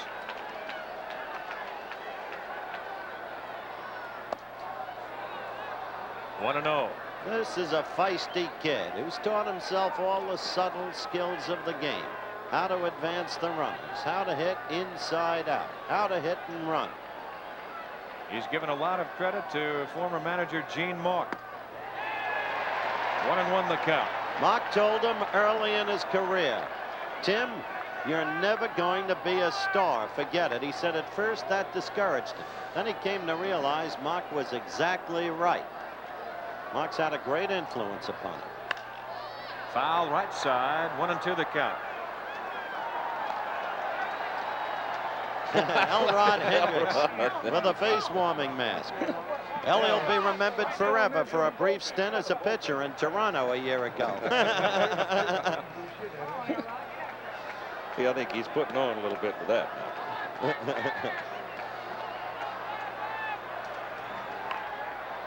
Now Foley fighting off that curveball, fouling it over in the Baltimore dugout. Count remains 1-2, 2 outs. Garner at second base. Talking about Gene Mauch, Howard, I tell you, Gino's influenced a lot of young people in the game of baseball. Sure. He really has. He recognized Foley was the same kind of ball player Gino was. That's right. And Gino was a disciple of the late Branch Rickey, and Mr. Rickey early spotted Gino as a potentially outstanding manager, which he is. Big hop to DeCinces. Gets the handle and throws him out. Now the Pirates are gone in the 5th inning, and after 4 1/2, it remains Baltimore 5 and Pittsburgh 1. Now we're back here in Baltimore with the Orioles on top 5-1. Just about everybody getting into the act. There's the Oriole here in Baltimore. And we have the 3rd Pittsburgh pitcher of the evening. It'll be Enrique Romo coming on. Romo, just prior to going to the mound, he made sure that he walked into home plate umpire Jerry Neudecker. And Neudecker was telling him, he said, now, no, you can't go with your fingers to your mouth. Romo then gestured, can I blow on my hand? He said, yes, but don't put your fingers in your mouth. Meanwhile, Romo is a pitcher of whom pitching coach Harvey Haddix is especially fond. He throws just about everything and has a remarkable screwball that goes straight down. In the meantime, there's Doogie DeCinces, who'll be coming up this inning, who's had the 2-run homer. I spoke with him earlier. Doogie, you're finally coming out of the shadow of Brooks Robinson. You can see it happening and feel it, can't you? Well, you know, when you make a play like the one that I did, it's important, and everybody across the nation is watching it, and then everybody starts remembering the fact that in 1970 Brooks made all those fantastic plays, and I guess it does remove that little bit of a shadow. Well, they've got the shadow right now of Doug DeCinces at 3rd base here in Baltimore, and he's going to be a fixture there for quite a while. It'll be Murray, Lowenstein, and DeCinces. As you look at Enrique Romo, Romo a record of 10-5 on the year. He made 84 appearances. That's one thing about Chuck Tanner.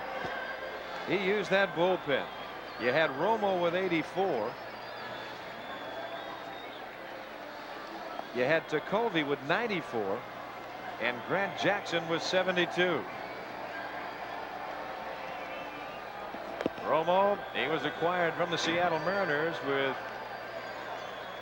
Rick Jones. They sent a fine young shortstop over there, Mario Mendoza, and also Odell Jones, a pitcher, Rafael Vasquez. That was in December of '78. And now you see what Weaver has. He gets to have Murray come up, and he'll turn around and hit the other way. And he 1 for 1 tonight.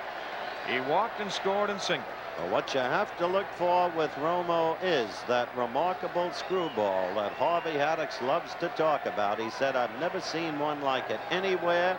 I tell you, it goes straight down. Well, he'll throw you everything but the kitchen sink every now and then. Now Murray stands in as we get ready to go to the Baltimore 5th. 5-1 Baltimore. Because it goes straight down is another reason Neudecker told him to keep his fingers out of his mouth. Drysdale, an expert on the subject. Off-speed breaking pitch. There's a Baltimore fan. And you know that they're happy. Baltimore, they really picked up some fan reaction here. I was talking to Brooks Robinson during the playoff series, and he said, they've had great fans here in Baltimore, but he says for the last year, he said it's been something short of fantastic. Well, it all relates to the year of siege against the Baltimore sports franchises. And then the Baltimore News American Drive, the motto on every bumper sticker you can see. The birds belong in Baltimore. That's what they call them here, not the Orioles as it says on the jersey, but the birds.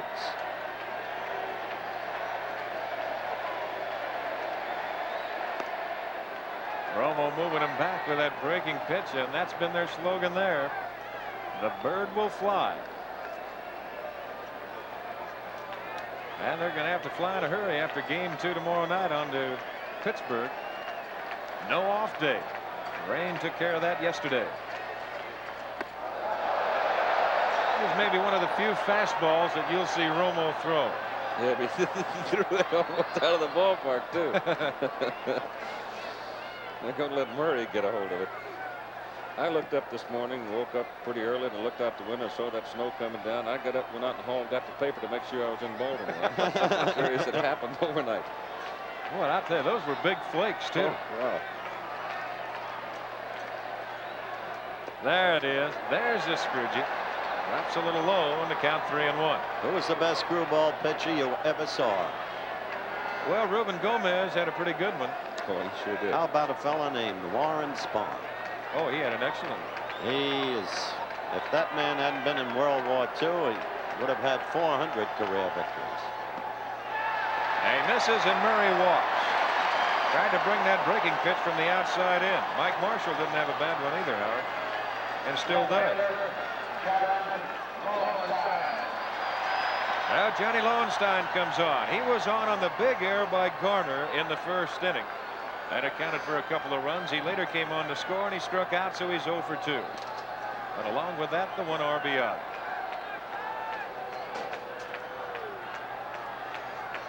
Romo certainly no stranger, as we mentioned before. He was with Seattle, so Baltimore knows a little bit about Romo.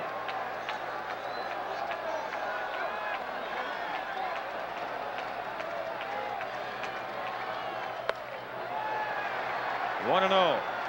Here's a case where you look at Weaver and you know that you got Romo, who does not throw a lot of fastballs. He tried to sneak that one by Johnny Lowenstein, and with a score 5-1, and even though you have that hole open on the first base side, but you've got good speed in Murray, and he's liable to green light it, and Romo knows that. Here's a case sometimes where you, with speed, you take away the best pitch from the pitcher, and that is Romo's screwball.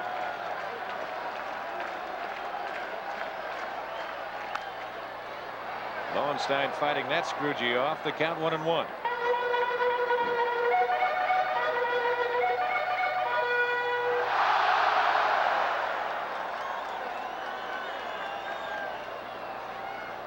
Baltimore 5 runs on 5 hits as you look at Earl Weaver in the Baltimore dugout. Boy, that's quite a career record. And he has a good time doing it. He's a good, solid baseball man.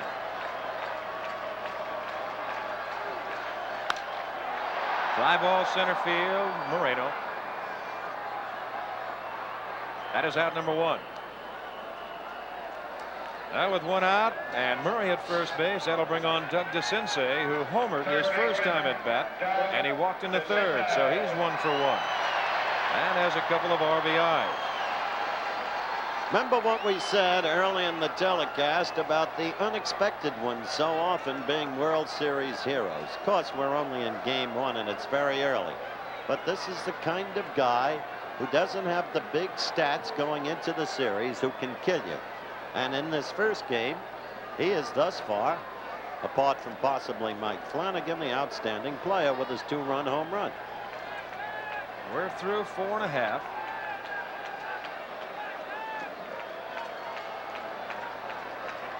There you can see a little bit better as far as that dirt and mud going along in shallow left center field. 0-1. He went with the breaking pitch.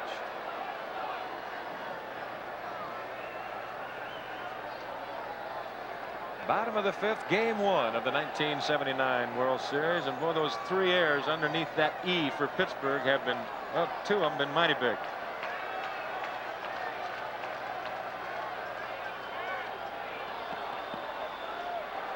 Pretty good move that time by Romo.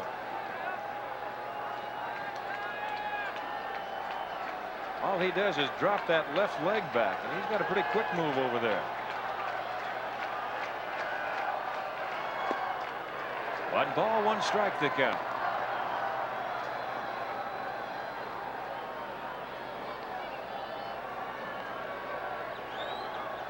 DeCinces with a big hole to shoot through on that right side. Garner cheating over towards the bag a little bit at his second base position. And of course, Stargell, there you see the hole. And Stargell holding Murray at first base.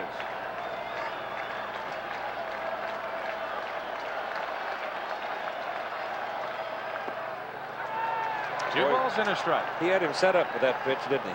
And he let it get it outside. DeCinces, you know, it's interesting to watch his stance. He just lays that bat right on the right shoulder. Says, all right, I'm ready.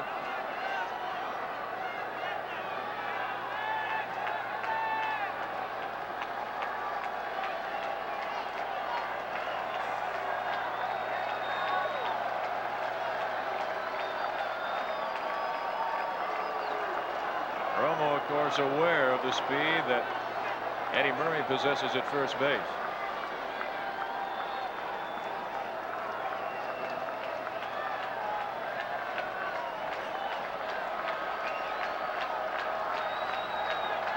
Baltimore and Romo taking too much time as DeCinces will back out. Get a guy that has all those pitches and he starts shaking you off. It's hard to figure out which one he wants to throw, especially if he wants to decoy once in a while.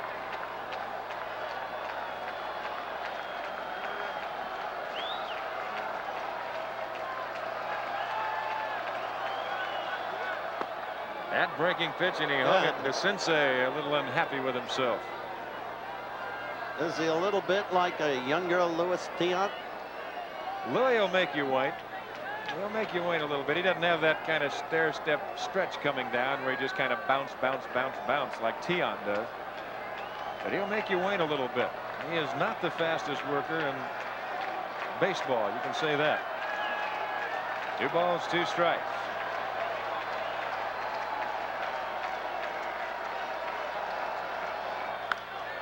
Little looper, and it could be trouble. Parker will be there. And he just about slipped as he made the catch.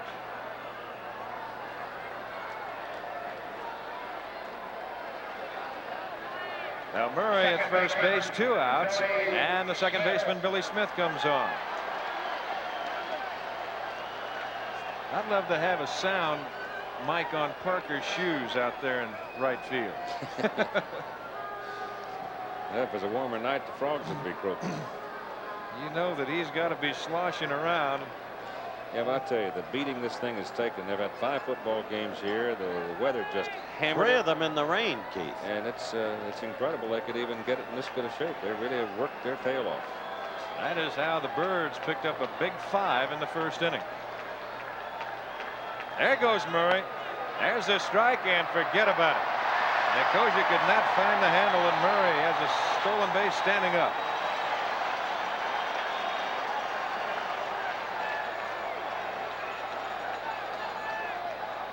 Billy Smith, he is just tickled to death to be in this series. He said, you know, it's like a kid in Wonderland.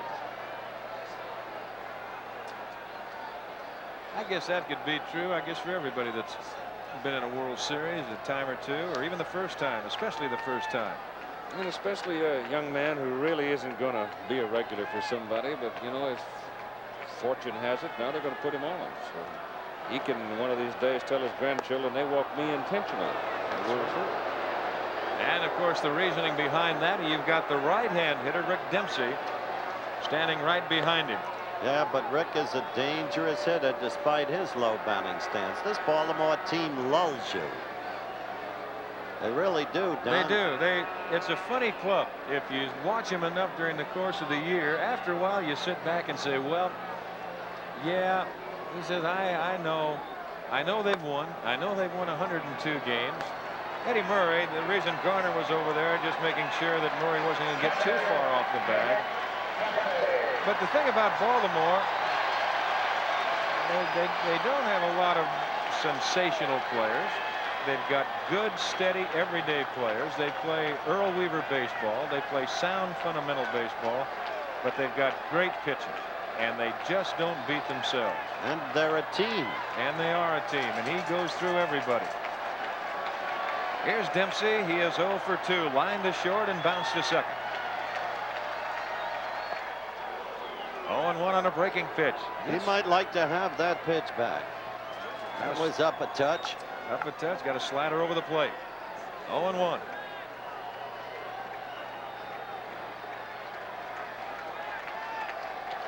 Here's a guy here that you don't pay attention to him, and he's going to hurt you with it. Had a big key double here in the very first game against the Angels in the playoff series. Hit it off the piping in left field. Murray at second. And Billy Smith at first. Yeah. You could see the difference in the thinking right there. Romo shaking his head. Nicosia wanted it down and away, and he got it up over the head of Dempsey. That earned run average, Haddix will tell you, is totally deceptive for the last 23 games he's appeared in. 2 balls and a strike. You see, Romo really doesn't like as you look at Murray at second base. And at first base, Billy Smith, hands in the back pocket, trying to keep him warm. Doesn't like to give you that fastball to hit. He'll show it to you to try and set up the curveball, the slider, or the screwball. That is not his best pitch. That's about his 3rd best pitch. Slider low. 3-1. Let me tell you something about Rick Dempsey. He started hitting pretty well in the late season, and he attributes it to Coach Jim Fry, who had him close his stance. So many hitters find at least temporary advantages out of a change of batting stance. Of course, the great ones adjust according to the pitcher, like Rod Carew's got 4 basic stances. Dempsey's not in that kind of hitting class, of course, but he can hurt you in the clutch.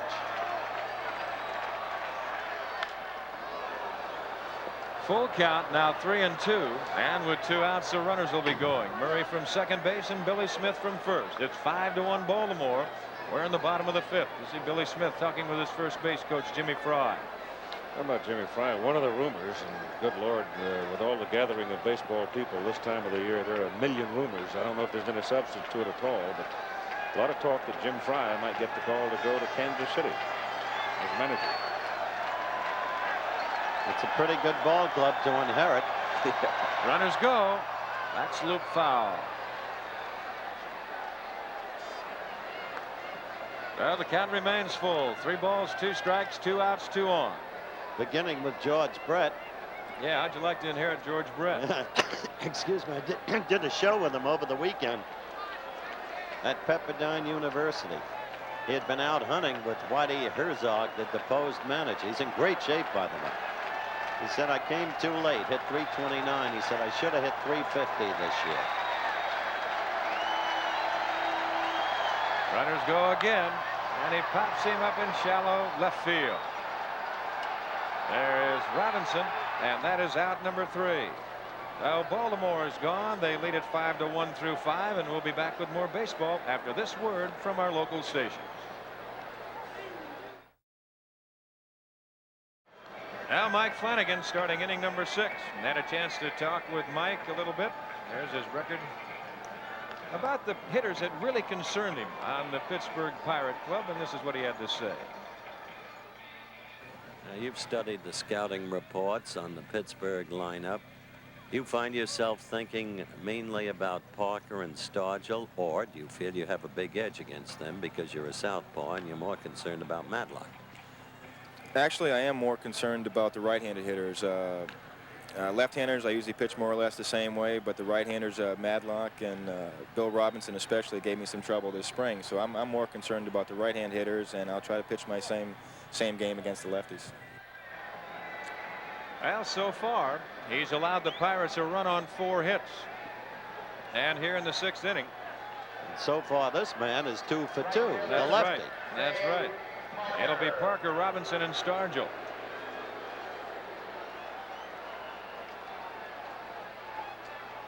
Steve Stone up in the bullpen for Baltimore now.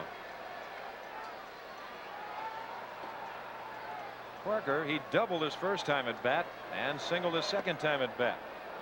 First time, it's interesting. There's you see Steve Stone. He had a fine year. Well, we saw him pitch a dandy in Milwaukee. Yes, We sir. really did. One of the biggest games of the year. It's the game that put Milwaukee out of things. There's 3 for 3 for Parker. As Bunbury will play it on a hop. And boy, I tell you what a ball player this guy is. He is just great. Let's watch his swing. He got so hot at the end of the year. He had a 5-hit game in the final series. As you saw that, describe that swing, Mike. Yeah, to me, it's really kind of a picture swing. He didn't have a big stride, very short and quick, and then boom, his hands took over. He's got to be strong, as we mentioned before, swinging at 37 bat. It's 37 inches, 37 ounces. Here's Robinson. 1 ball, no strikes. Robinson 0 for 2 has struck out and bounced to third. Here's another guy that can hurt you with just one swing of the bat. 24 home runs on the year and 75 RBIs. Good change. That's the pitch we told you about at the start of the game. You heard Mike Flanagan himself describe it. It's the pitch that made him, as he said it, a 4-pitch pitcher instead of a 2-pitch pitcher. It's the pitch that made him a complete pitcher. Another change, and it's bounced foul by Joe Lynette. And Parker has to go back, and the count moves to 1-2. David had that big 5-hit game against the Cubbies in the final series of the regular season. That's when he was going with the pitch to left. When it was outside, he was hitting inside out. Now here against the Southpaw, he's hit everything to right. Well, that'll change his scouting report a little bit, Howard, if you start looking at that and say, well, wait a minute, this guy's going the other way, just trying to pick up some singles here and drive in some runs. So they've tried to jam him a few times, and he had just come up to the occasion. There's a jam job, and that's a good one, too. 1-2 the count. At the same time, Don, there are certain pitchers who will ignore scouting reports as you look at this again. He gets that pitch right in. A little half swing, check swing there by Robinson. Well, the pitcher still has to pitch his own game. That's right. That's the point. Can't go away from your strengths. Kent Colby, for instance, he throws one way. He throws out all the scouting reports. At age 15, growing up in Cincinnati, they already called him the whip. He throws like Ewell Blackwell, and he throws that loop to right, and that's going to be a base hit. As Singleton gets on it in a hurry, and Parker has to stop at second base, so all of a sudden the Bucks have got something going here in the 6th inning. The one thing about a scout report for a pitcher is you can't put circumstances on a piece of paper. That's the problem. Now the Bucks on top of the Baltimore Orioles in the hit department 6-5, but with 3 errors for Pittsburgh. Baltimore on top in the run department 5-1 as Willie Stargell comes on. And here they are chopping back. Well, they're just one big swing of the bat in this guy from being right back in it. Stoddard's also working in the bullpen for the Birds. Good off-speed curveball. There's Stoddard, the big guy on the left side, and left-hander Tippy Martinez on the right side of your screen. Stoddard is huge. He's the Raddatz type. Was a power forward in the basketball. That's right. Stargell 0 for 2 tonight, has struck out and bounced a second. Drop from the side. 0-2 the count.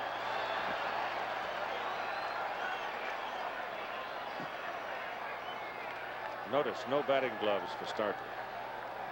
That is a rarity today. There's Chuck Tanner. Good speed curveball. He has really pitched Willie beautifully. Strikeout number 5, and the second time he's gotten Willie. Look at it again. Comes by way of first base. He's taken just enough off of it, and Stargell has already committed himself. Here's Madlock. Bounce to third and walk.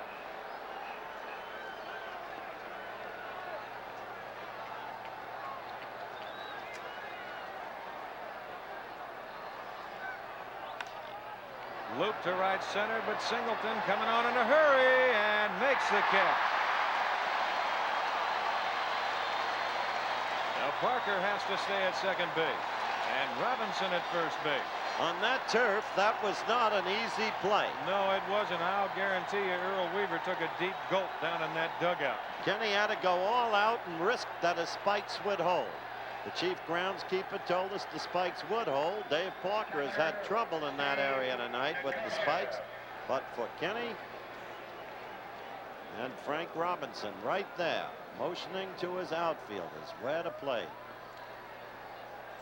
Made a pretty good pitch on Mal. He got that pitch in on him. He had to kind of inside out that ball a little bit.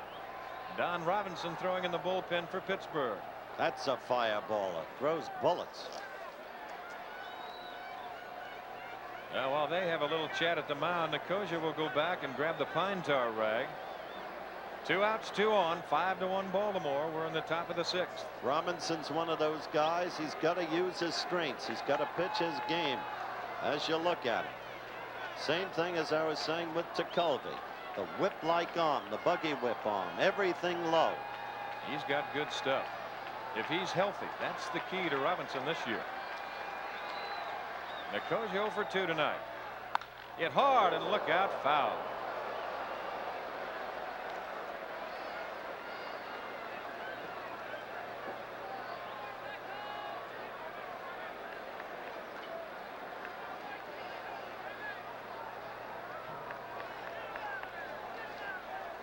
Well, Flanagan had the first 2 men on. Singles by Parker and Robinson. He struck out Stargell and got Madlock to fly to right. Good change, and you saw how far Nicosia was out in front. 1 ball, 1 strike. That's Parker at second base. Still, Flanagan's been flirting with trouble. First 2 men on as you look at Robinson on first. Parker on second. Last inning, Garner got him for a double to open the inning. It can catch up to you. Change inside and the count 2-1. See that breath, Flanagan. It is chilling. 86 pitches by Flanagan so far.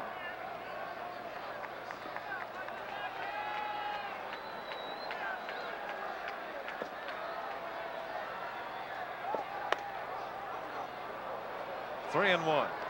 Murray trying to slip in behind Robinson at first base. Garner in the on-deck circle. There he is. He's the man who doubled to open the 5th.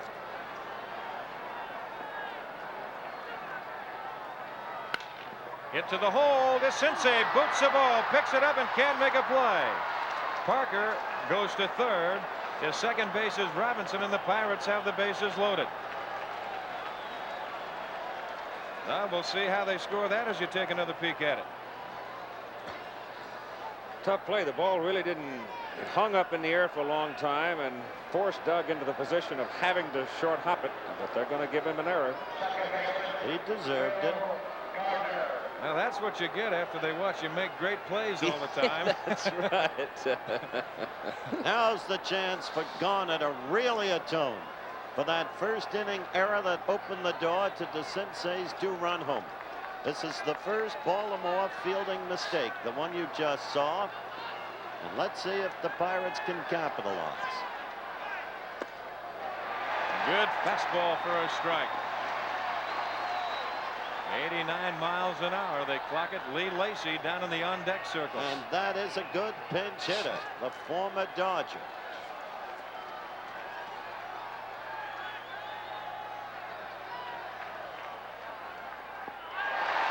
Good off-speed curveball. There's Mrs. Garner. What do you think she isn't pulling? Scared, Bill.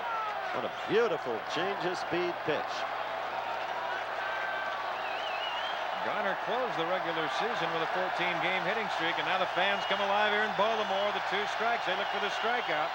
Look out, and a great save by Dempsey. How about that? That had backstop all over it, didn't it? Oh, this was a look at it again. This is a truly exceptional play. Tried to take a little bit off of that breaking pitch inside and bounce it down at the feet, and that is a tough play for a catcher, but look the way Dempsey plays. Wild pitch written all over it. Inside. Vision obscured by the batter to some degree. The body not able to get behind the ball. And yet the use of the glove to block it. Well, the fans still, they look for the strikeout. DeCinces, and it's foul. Hands on their feet. And right there. He really tried to decoy Terry Tater, didn't he? He did. Got in between Tater and the ball, too. It's beautifully done. The man could become an actor. Watch this. He got right in front of the Beautiful pickup, too. That's one of the things. Look at that backhanded pickup. You talk about soft hands. Next week, he gets the Joe Namath Rolling Picnic in Akron, Ohio. Now they call time as they move the golf cart out in the Pittsburgh bullpen. They usually move that golf cart back and forth. They bring the pitchers in and they switch usually. I think they ought to get 2 of those carts. That's right.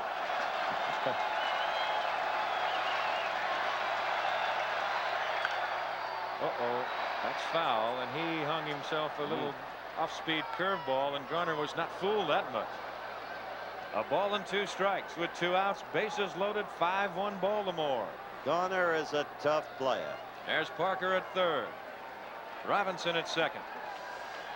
And at first base, that is Steve Nicosia. And he's a tough player because he's played tough with the Oakland A's.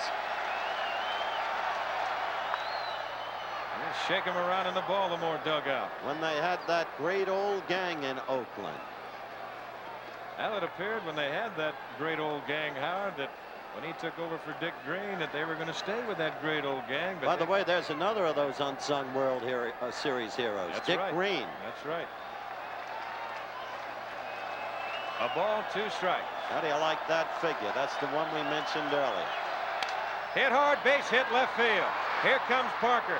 Here comes Robinson. Lowenstein will bring it back to third base, and all of a sudden it is 5-3 Baltimore with the tying runs aboard. They keep coming back, and certainly Garner has a tone. I'll tell you, he just fights that slider off of him and hits it to the hole, and now that will bring out Earl Weaver. Lowenstein has no play. Johnny just makes a good play to get in front of the ball and get it back in. So Weaver will talk to Flanagan and Dempsey. You've had Stoddard, you've had Stone, and now you're getting Tippy Martinez up in the bullpen. So there have been 3 pitchers out of the Baltimore pen, but Earl just stomps a little bit, tries to jack up Flanagan and leaves it. Staying with Mike. In the meantime, as you look at Garner, as he got that hit, and you look back through the years with Phil, and the way he produces in the clutch. Here's Lee Lacy. Told you earlier he was on deck, the ex-Dodger. That's the kid, Phil Garner, right there. He likens this Pirates team or clubhouse to the way it used to be in Oakland. 0-1 to Lacy, who hit .247 in the year with 5 home runs and 15 RBIs. The Pirates trying to fight back. The tying runs aboard. Lacy's grown accustomed to this pace. He's the only man in baseball who's played in the last 3 World Series. That's right. With the Dodgers for the last 2 years, and now this year with the Bucks. Paycheck's getting to be a habit. He kind of likes it. It's like Bob Fleming used to be in the Super Bowls. That's bounce foul. Joe Lynette will make the play. Lacy coming to the Pirates in the re-entry free agent draft this year.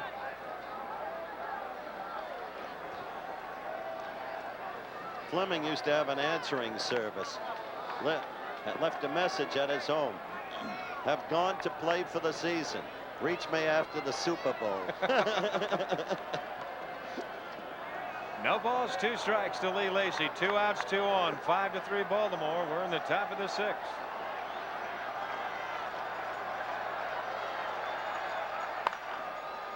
DeCinces bobbles the ball. Does he make the play? No! And he can't make the tag.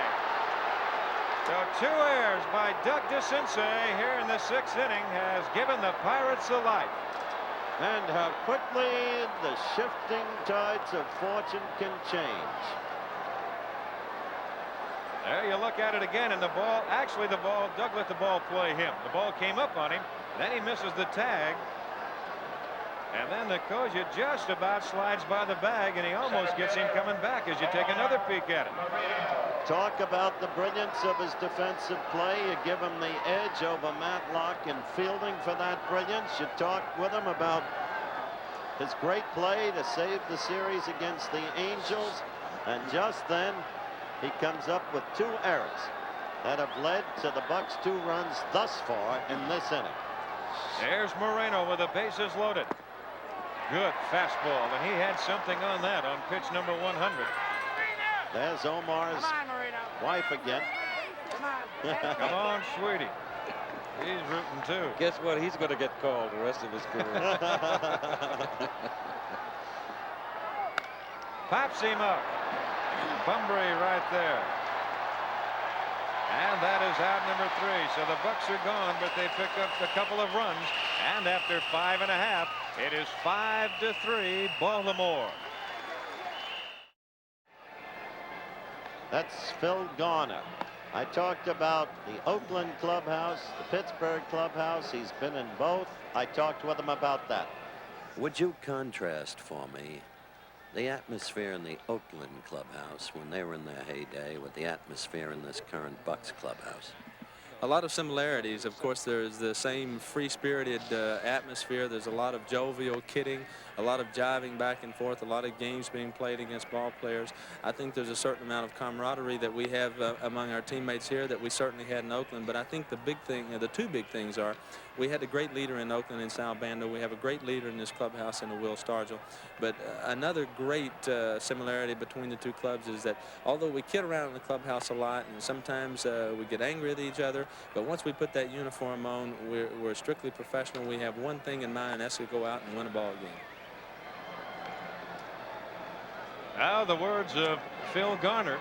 He drove in a couple in the 6th inning for Pittsburgh to make it 5-3 Baltimore, and you're looking at Don Robinson. He is the 4th Pirate pitcher. We said before, Chuck Tanner will go through that staff if he has to. He'll try and hold you wherever he can. Robinson, on the year, he only relieved 4 times. He started 25 times, a record of 8-8, and a 3.86 ERA as he will face Flanagan, the bottom of the order, and then go to the top of the order in Bunbury and Belanger. In the championship series, Robinson got a save and a victory, but he's had problems with a sore right shoulder this year. Oh, he can fire, though. Oh, he can throw. You hate to see a young man like that can throw the way he can throw. And he just threw that first one 93 miles an hour. A good breaking pitch.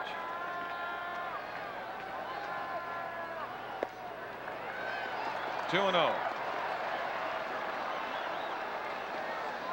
He's a great big old strong guy, born in Ashland, Kentucky, lives now in Canova, West Virginia. He's 6'4", 230 pounds.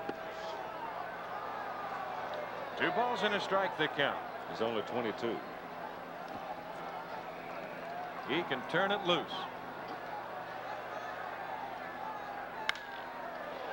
I'll say one thing about Flanagan. He's got a swing. He doesn't get cheated.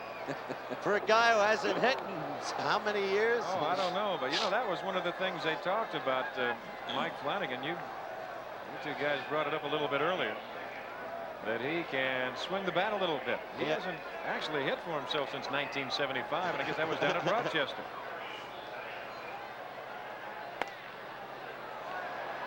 They were laughing here and had stories in the paper about the pitchers, the Baltimore pitchers, getting ready to hit. Somebody, I think, made the right statement when they said, you know, it's kind of like riding a bicycle once you learn how. And if you can do it all right, well, you really never forget. Good swing, but he strikes out. You know, you look at this ball game in perspective, you can see how quickly the ebb and flow can change. In the first inning, DeCinces with the 2-run home run, the hero. Then DeCinces with the 2 errors, the GOAT. In the first inning, Garner with the big error, the GOAT. But now Garner with those 2 runs driven in and 2 hits in his last 2 at-bats, coming on, making up for the mistake of the first inning. Now that will bring on Bunbury.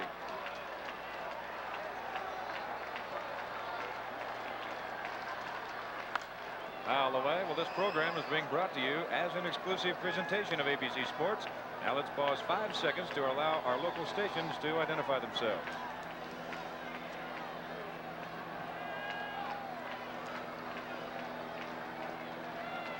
Oh, and 1 to Al. He is 1 for 2 tonight with a run scored. There's that good breaking pitch. 0-2 the count.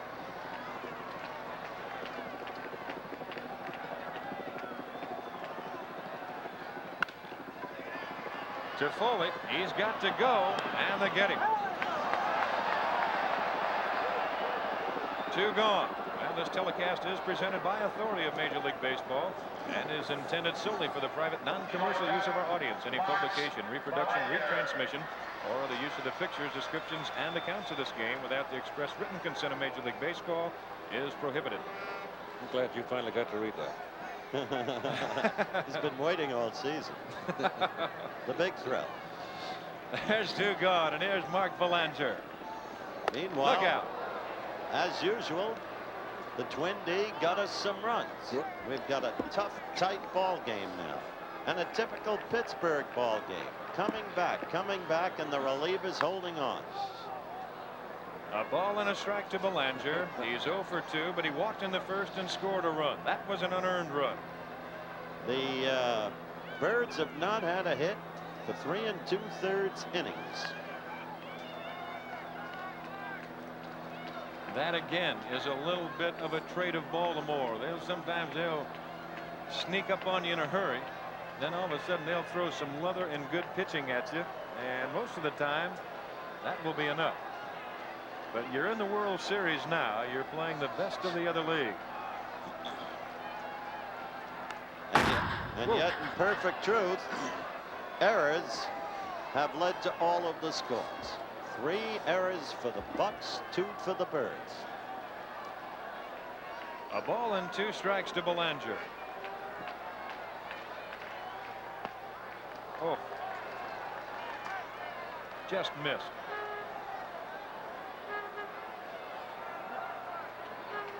Yes, he says. Hanging in there. 2 hops to Foley. Low, and Stargell a good play to dig it out. And Baltimore gone 1, 2, 3 here in the 6th inning. 3 up, 3 down. There you look at it one more time. Foley stayed back now. He sees the big hop. And now in the dirt to Stargell. And the big guy stays right with it, makes a good play. So after 6, 5-3 Baltimore. That's the story from Memorial Stadium in Baltimore. Game 1 of the 1979 World Series. I'm Don Drysdale, Keith Jackson, Howard Cosell, as we go to the 7th. And once again, here's Keith. And we look to Tim Foley, the Pirate shortstop, to lead it off. Parker's on deck. Robinson will follow. 5-3 ball game as Flanagan pitches, and it's rolled to Belanger. And that thing is a little bit like a hot potato, isn't it? But that's exactly why Earl Weaver is playing Mark Belanger in this, the first game of the '79 World Series. Look at the antelope. That is not an easy play for Belanger. That ball's hit pretty good, but well, I don't know how many Golden Gloves he's had, but I'll tell you one thing, that's exactly why he makes them.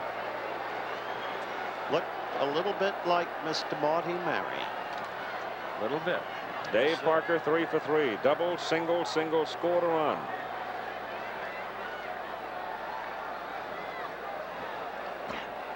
The only home run in the ball game by DeCinces for 2 runs in the first inning when Baltimore did all the scoring. No win. Big swing, change, and it's strike 1. We told you right at the top of the game that the Bucks do well against southpaws. It is like Parker, let's face it, can hit anybody.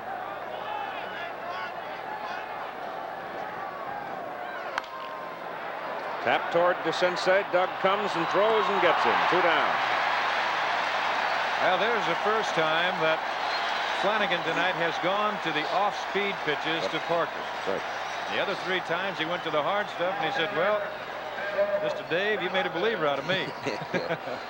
Don't forget, on Saturday at 3:30 Eastern, Oklahoma and Texas out of the Cotton Bowl in Dallas. Freddie Akers Horns undefeated. Barry Switzer Sooners undefeated, featuring the Heisman Trophy winner Billy Sims, and Bill Robinson hits it high in the air to right field, where Ken Singleton waits, calls off Al Bunbury, and makes the catch. And so very quickly Flanagan retires the Pirates at the top of the 7th, and the score remains 5-3 Baltimore. We'll go to the bottom of the 7th inning now. John Denver's country boy music. In the background of the crowd standing and taking their 7th inning stretch, Don Robinson. He's out on the mound for Pittsburgh. He'll be working to Ken Singleton, Eddie Murray, and John Lowenstein. You've got a flamethrower on the mound, and you've got big guys coming to the plate who love to jump on the hard stuff.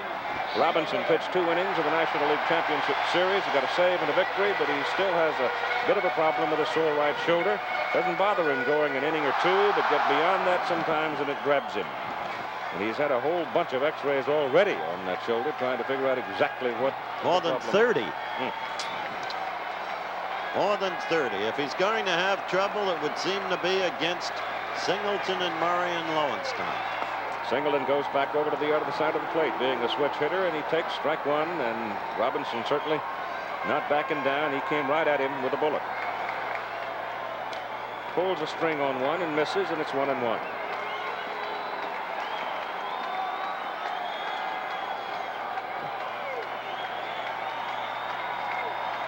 Those of you who have joined us a little late, we'll tell you in just a moment, as the pitch is inside to Singleton, just how it all happened. Pittsburgh jumped out in front by a score of 5-0, getting 5 runs, and there were errors of commission as well as omission in that first inning by Pittsburgh, enabling Baltimore to get the big 5. But the Pirates came back with 1 in the 4th and 2 more in the 6th, and that's where we are at 5-3. Don Robinson is the 4th pitcher for Pittsburgh. Keeson started, did not get out of the first inning. Rooker followed, pitched well, then Romo for an inning, and now Robinson.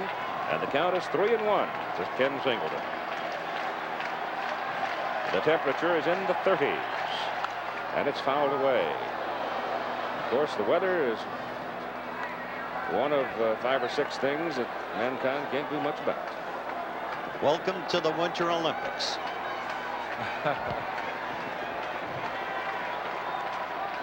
Playing conditions are the same for both sides.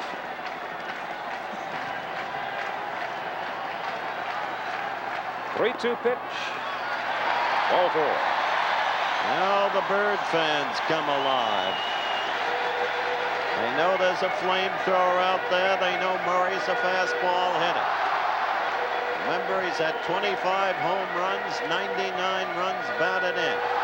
Tonight he's 1 for 1. The single came when he was batting right-handed.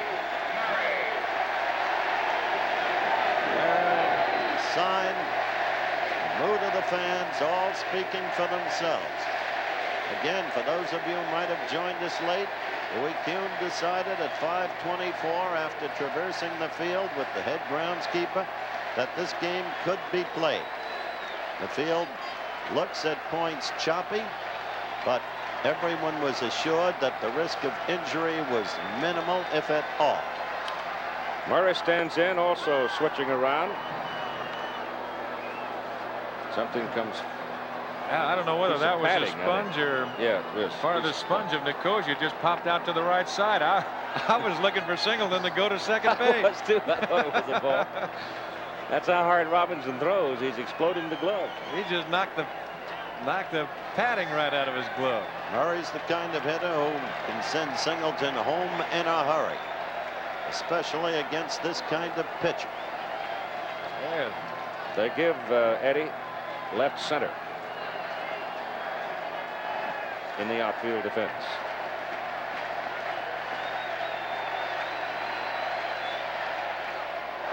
And he took his cut, and it's 2 strikes.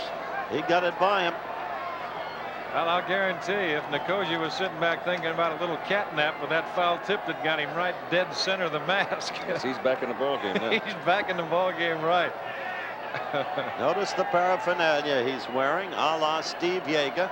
That's right. That's to keep the foul tip from moving up underneath the chest protector and getting in the Adam's apple or in the throat.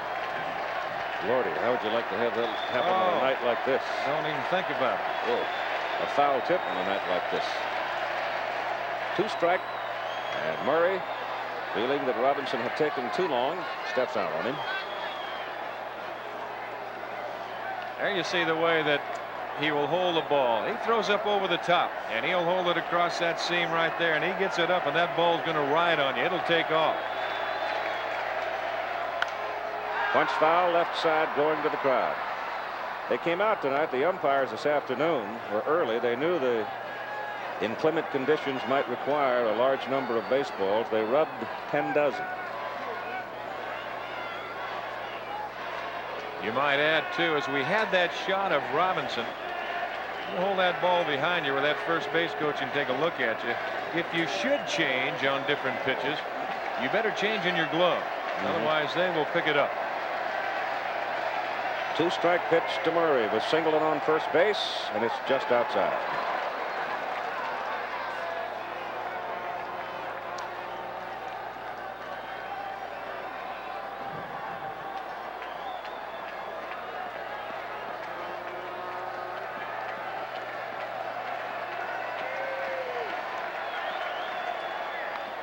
No play at first as Singleton steps back in. Bastargel holding the inside corner with a left-handed batter at the plate. Garner is pulled halfway down. Parker is deep in right, respecting the power of Eddie Murray. 1-2 pitch misses, and it's 2-2. You know, Howard, you were talking about the field in the condition that it's in right now, and a lot of people might be wondering, well, you've heard us talk about the infield was covered, but the outfield has not been covered. That's the Oriole first inning, how they scored the 5 runs. But I think they probably are thinking, well, why didn't they cover the outfield? Well, it can be covered. The only problem being with all the rain that they had yesterday, if they would have covered the field and then say the rain might have stopped a half an hour or so before game time, the groundskeeper here in Baltimore says that's fine, I can do that. The only problem is it takes me 4 hours to take the tarp off. It's a lot of canvas. The 2-2 pitch to Murray. Fouled away. Count holds right there at 2.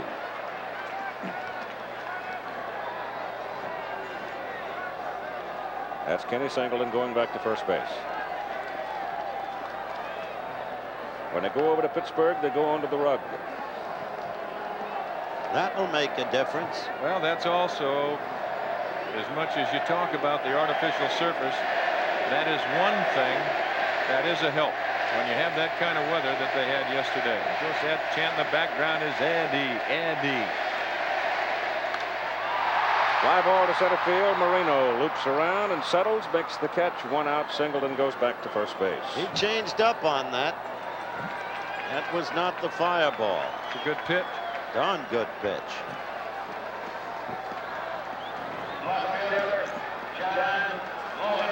Here comes Big John Lowenstein. With 254 on the year. There are the numbers tonight. He's done a little bit of everything for Earl Weaver's ball club this year. He's pinch hitter, pinch runner, played all 3 outfield positions, filled in a couple of times at first and third, and one time he played all 3 outfield positions in the same game this past season.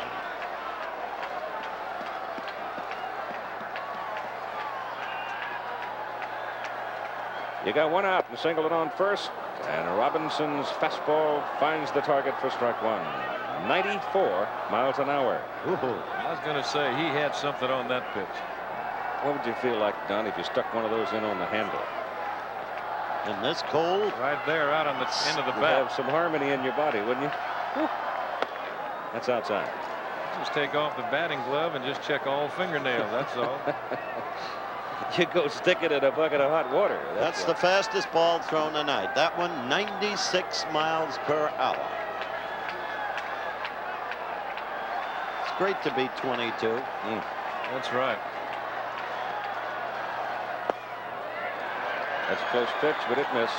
And it's 2-1.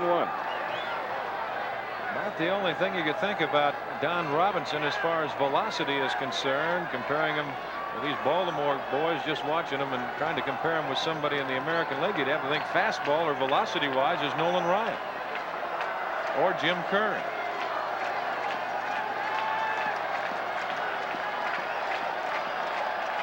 Two-one pitch. Foul back. It's even at 2. You know, the thing that you hate to see, too, when you talk about 22 years of age, there's a story tomorrow right here from Memorial Stadium, Game 2, 8 o'clock Eastern. Then the scene shifts to Three River Stadium, Game 3 on Friday, same time, 8 o'clock Eastern. Guy 22 years of age, you just hate to see that little history of arm problem. You'd like to see him just stay healthy for about 10 or 12 years and see what he might do. And especially one that you can't really define. They keep searching for the real problem. Well, again, that's close. It's full at 3-2. Another factor in Lowenstein's favor, one of the reasons that he's an awfully handy guy to have around, he has patience at the plate. John's a good, steady ball player. Boy, he gives you an honest day's work every time he goes out there.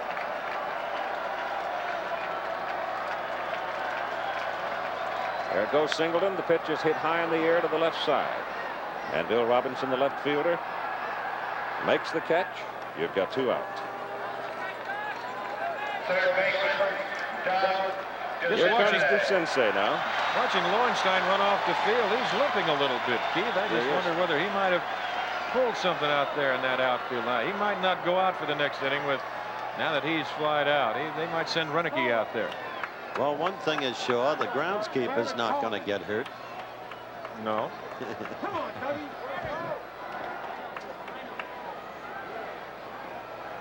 Earl's getting a little itch. There he is. There's Renicky. That's exactly what they'll do. They'll just go to Renicky right now. So indication somebody might have been Salvon, the Ralph Sanborn trainer, who touched Lowenstein on his left knee when he came in. So Gary Renicky will get the call. Here's DeCinces.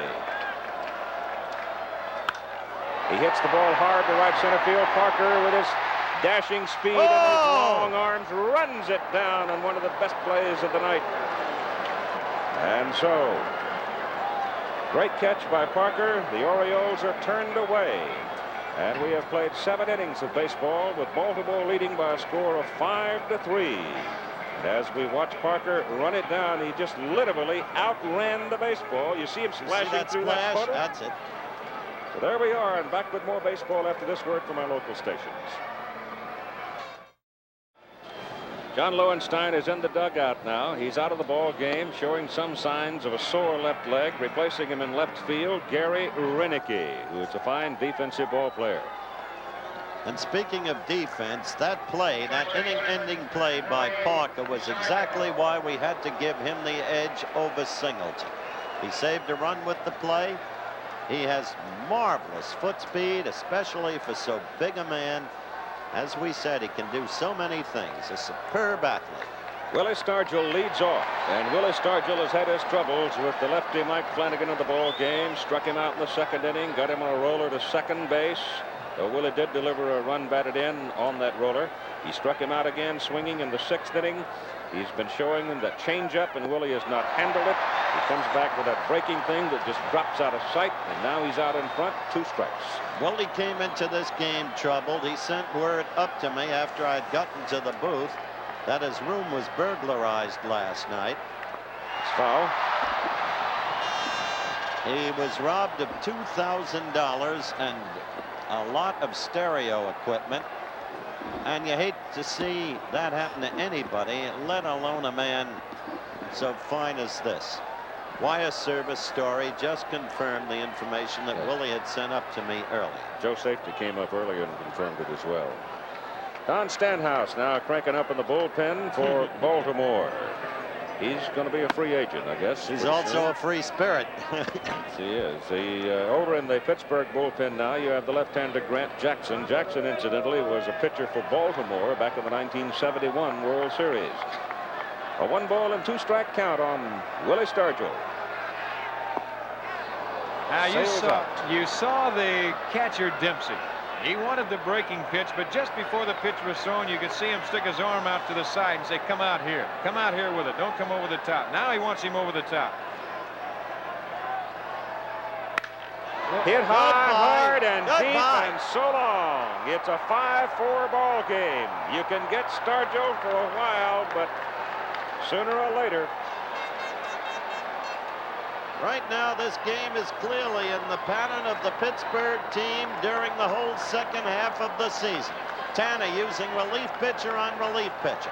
The relief pitchers holding tight.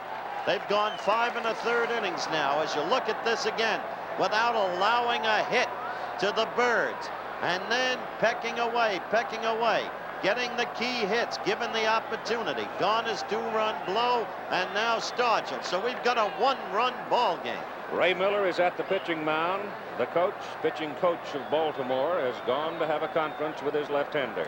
Well, you saw Dempsey. He wanted him over the top, but he just didn't get over the top enough. He got it in between that sidearm breaking pitch and over the top, and he hung it right there. And Willie says, not again. There's Stargell down in the Pittsburgh dugout. 5-4 now. Buccaneers have 8 hits in the ball game. Baltimore has been nailed down by this succession of relief pitchers for Pittsburgh, and Bill Medlock stands at the plate and takes strike one. Bill didn't like the call, as you can see.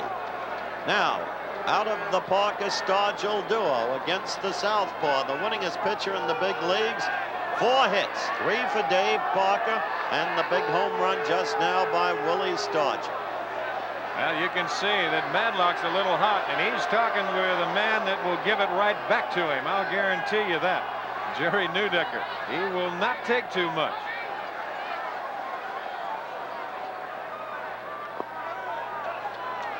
Pitch is low. It's 1-1 to Matlock. Nicosia is on deck. Then Garner. The ball is hit to center field for Bumbry. 1 out.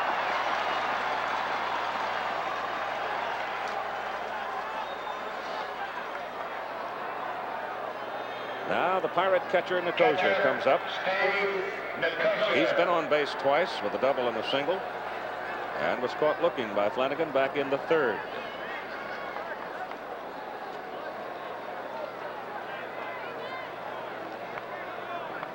Excuse me, I'm looking at the wrong man. It's Nicosia. I was looking at Garner's stats. He's 0 for 3. He was on that big air, though, by DeCinces, Keith. Got around to 3rd.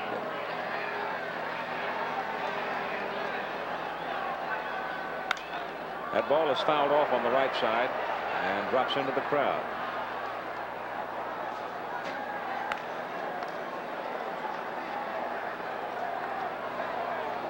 Those are winter colors down in that crowd, too, with all the parkas out tonight.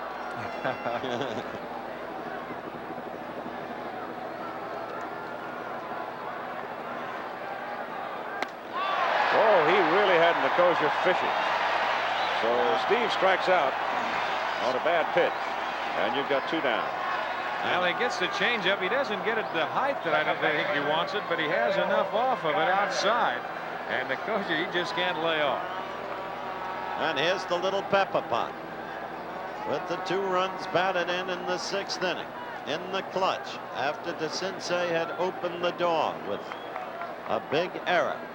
And then DeCinces made a subsequent error that did not cost. That's 6 strikeouts now for Mike Flanagan, and he's low to Garner.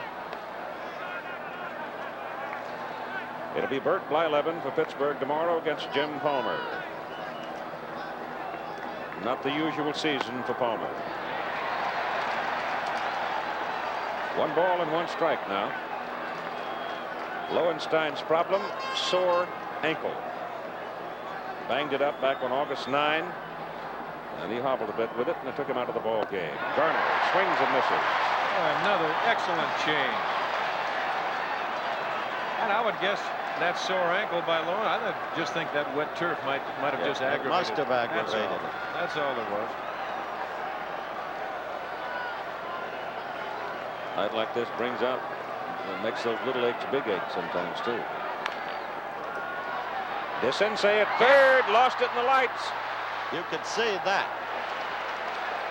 Saw him trying to shield his eyes. Trying to fight it all the way. That'll be a base hit. Now he's trying to side saddle it. It gets up, and all of a sudden he says, whoop, it's in the lights. Tries to shade, tries to side saddle, get it out of the lights, and he just can't. He cannot do it. It won't come out. Rene Stennett comes out as Chuck Tanner continues to use the bench.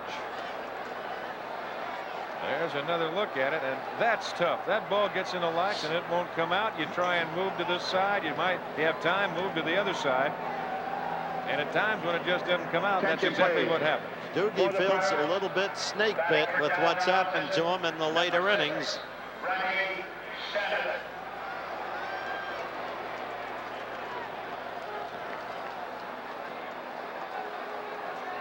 Stennett at the plate.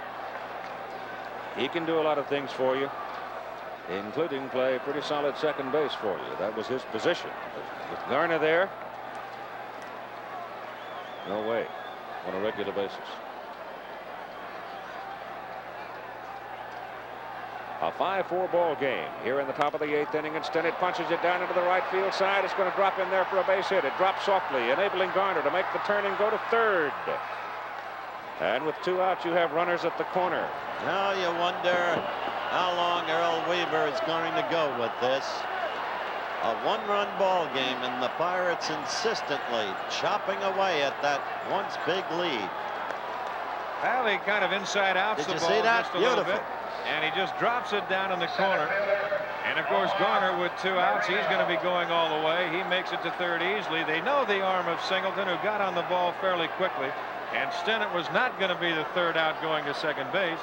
And the reason that they will stay with Flanagan right here is because he's lefty. Now, number 1, he's won 23 ball games. He's the winningest pitcher in the major leagues, and you've got the left-hand hitting Moreno standing at the plate. But he has given up 10 hits, and he's given 4 of those hits to the left-handed hitters. 3 to Parker, as we said, and a big home run to Willie Stargell in this very inning. Moreno 0 for 4 in the ball game. So if you're a Buccaneer fan, you believe in the law of averages, you probably are taking a little hope here. That's fouled away. But that pitch up. Well, you get that pitch up over the plate. Going to the whistle this time. Well,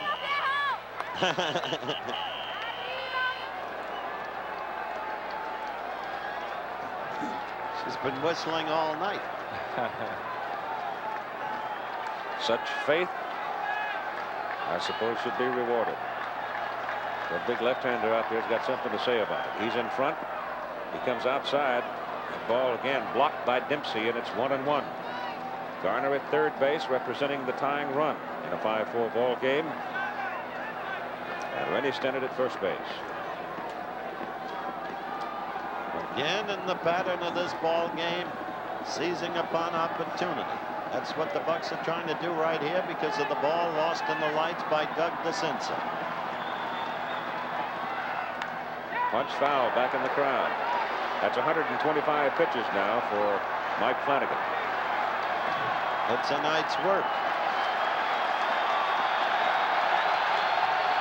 Now the roar of the crowd as they get caught up in everything, and there's Mrs. Moreno. She's just kind of saying a little something to herself. And that's that Omar can pick up that tying run. But they get wrapped up, which you've seen in different ballparks this year when you get the count 2 strikes. Hold him out on a curve. So Keith, Earl Weaver stuck with his ace. That's a close pitch. Boy, you think this is a nasty pitch. Besides being close, and it is right there. So Flanagan hangs in and gets his man, and we've got a 5-4 ball game in the middle of the 8th inning.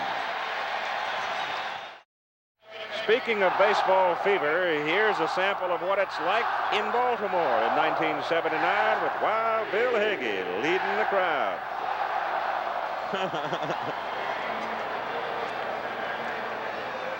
He's a cab driver. Yes, he here is. in Baltimore. And he's got all 53,000 plus people right with him. Grant Jackson comes on now. He is the 5th Pittsburgh pitcher in this ball game. Jackson with a record of 8-5. He was in 72 ball games this past season. He'll be pitching to Billy Smith, Rick Dempsey, and Mike Flanagan unless Earl Weaver has something going and decides to hit for Flanagan. 5-4 ball game. Baltimore has not done anything with the stick since the 2nd inning. So Grant Jackson, who pitched for Baltimore in 1971, his wife in the crowd, now sitting on the other side. He's a veteran of World Series play. Here is Dower hitting for Smith. Rich Dower comes up to hit for Billy Smith. And will go to second base in the top of the 9th inning.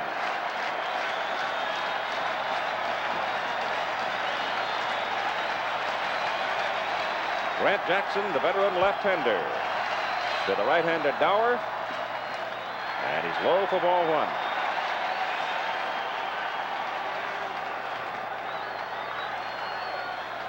Dower on the year, you saw his numbers at 2.57.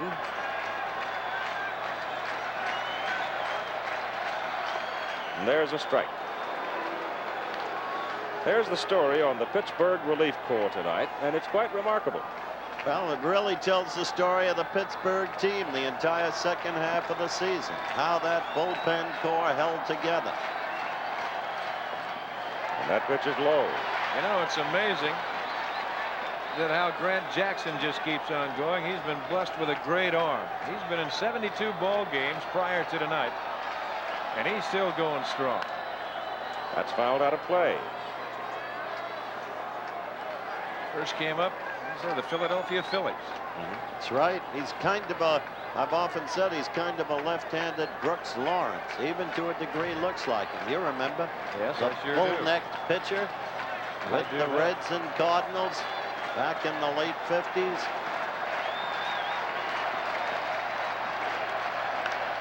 That ball is punched up in the crowd on the right side, out of play. Meanwhile, he was a big find for the Yankees. Yeah. In the Kenny Holtzman deal. Sure. Won 6 and lost none in relief that year. Made 19 appearances for New York. 76. The 2-2 pitch. Dower looks low.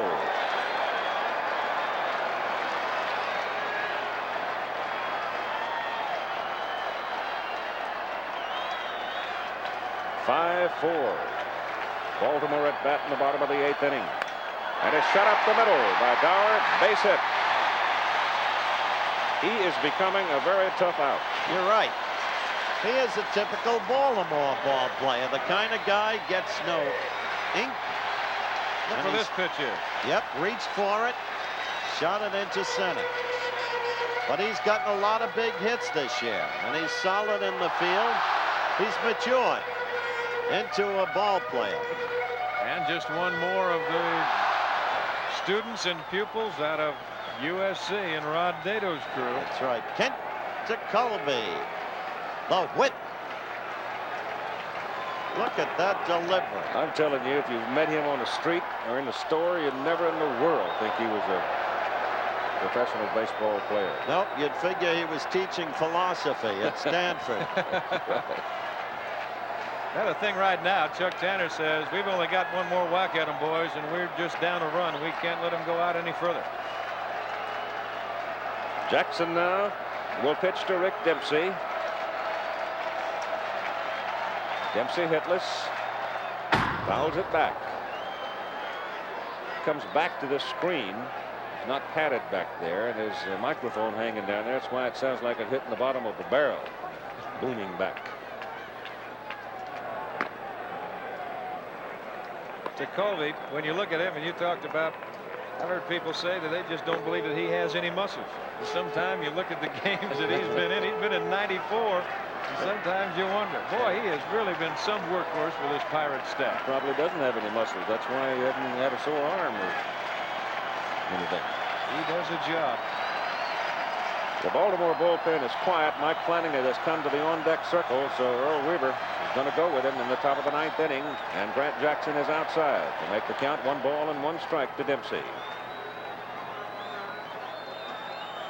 There's Michael. This is the kind of ball game, Weaver, you don't want to lose any kind, but never one when you build up a 5-run edge with your ace pitcher. Jackson pitching fine to Dempsey, is inside with that one to make it 2-1.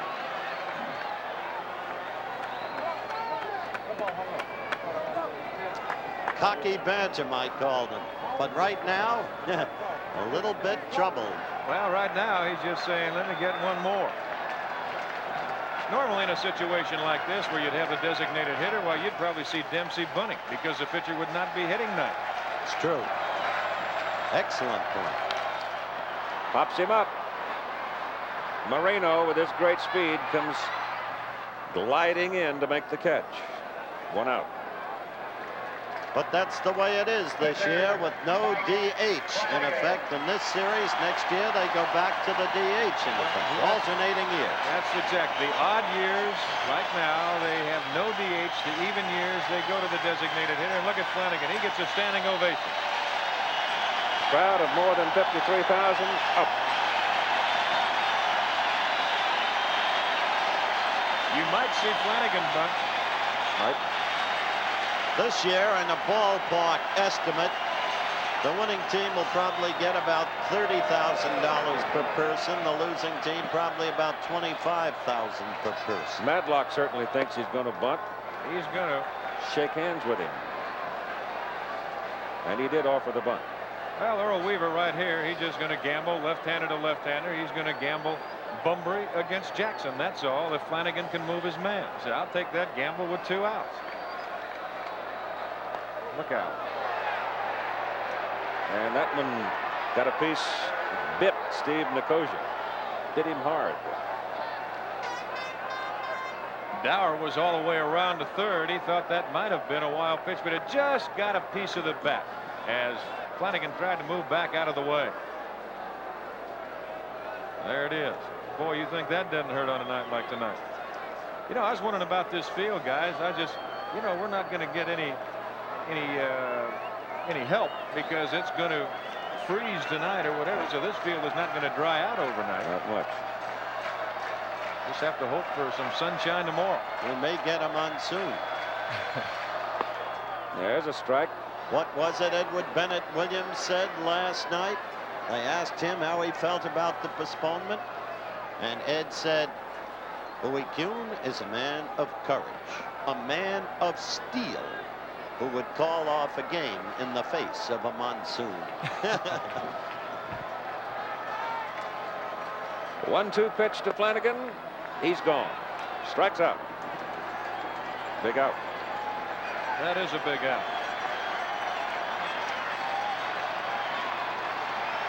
So Bunbury will come now with 2 down and Dower at first base. Now here's where you go to your scouting books. Here's where you think about the move of Grant Jackson at first base. Even though you've got Bunbury at the plate, you know that Bunbury's going to have to hit one over somebody's head or up the alley somewhere, and Pittsburgh has got speed all over that outfield to try and score Dower from first base. You're liable to see Dower as he's just standing looking around at first base, seeing to where his defense is. You're liable to see him take off, especially if Jackson does not have that real good move. Dower this season, though, had no particular record of running. Pitch is inside. He's not one of the faster birds. But still, it is the unexpected move, if there is such a thing, with 2 teams that have studied each other as closely as these have. With 2 out. In the bottom of the 8th inning, a 5-4 ball game. Baltimore leading.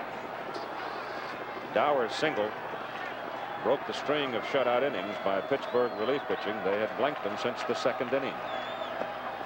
Jackson's snapping slider is just low.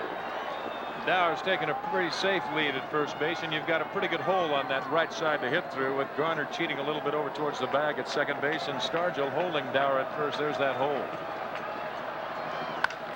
Hits it to the shortstop Foley. He goes to the second baseman Garner to get the force on the runner coming down. And after 8 innings of play, the score: Baltimore 5 and Pittsburgh 4. And here's the play that completed 8. As Foley played it well, looked it all the way into his glove, waited for Garner, and got the 3rd out. Final chance for the Pirates coming up. Rich Dower stays to play second base for Baltimore in the top of the 9th inning. He had 17 errors at second base during the course of the season. There's your line score in the ball game. For Pittsburgh, Tim Foley, Dave Parker, Bill Robinson. And Mike Flanagan on 126 pitches, trying to go the distance. Pittsburgh this year, if you like to play the numbers game, won 25 ball games in the 9th inning. Well, you couldn't ask to have the cards stacked any better than what you have it right now. Here you've got the pesky little guy Foley trying to lead it off and get on base if he can. With Parker with 3 hits coming That's right. next, and Robinson, who by Flanagan's own admission in the interview that we did with him that you heard, saying that Robinson troubles him and always has. Now here is Foley. And Flanagan has a strike.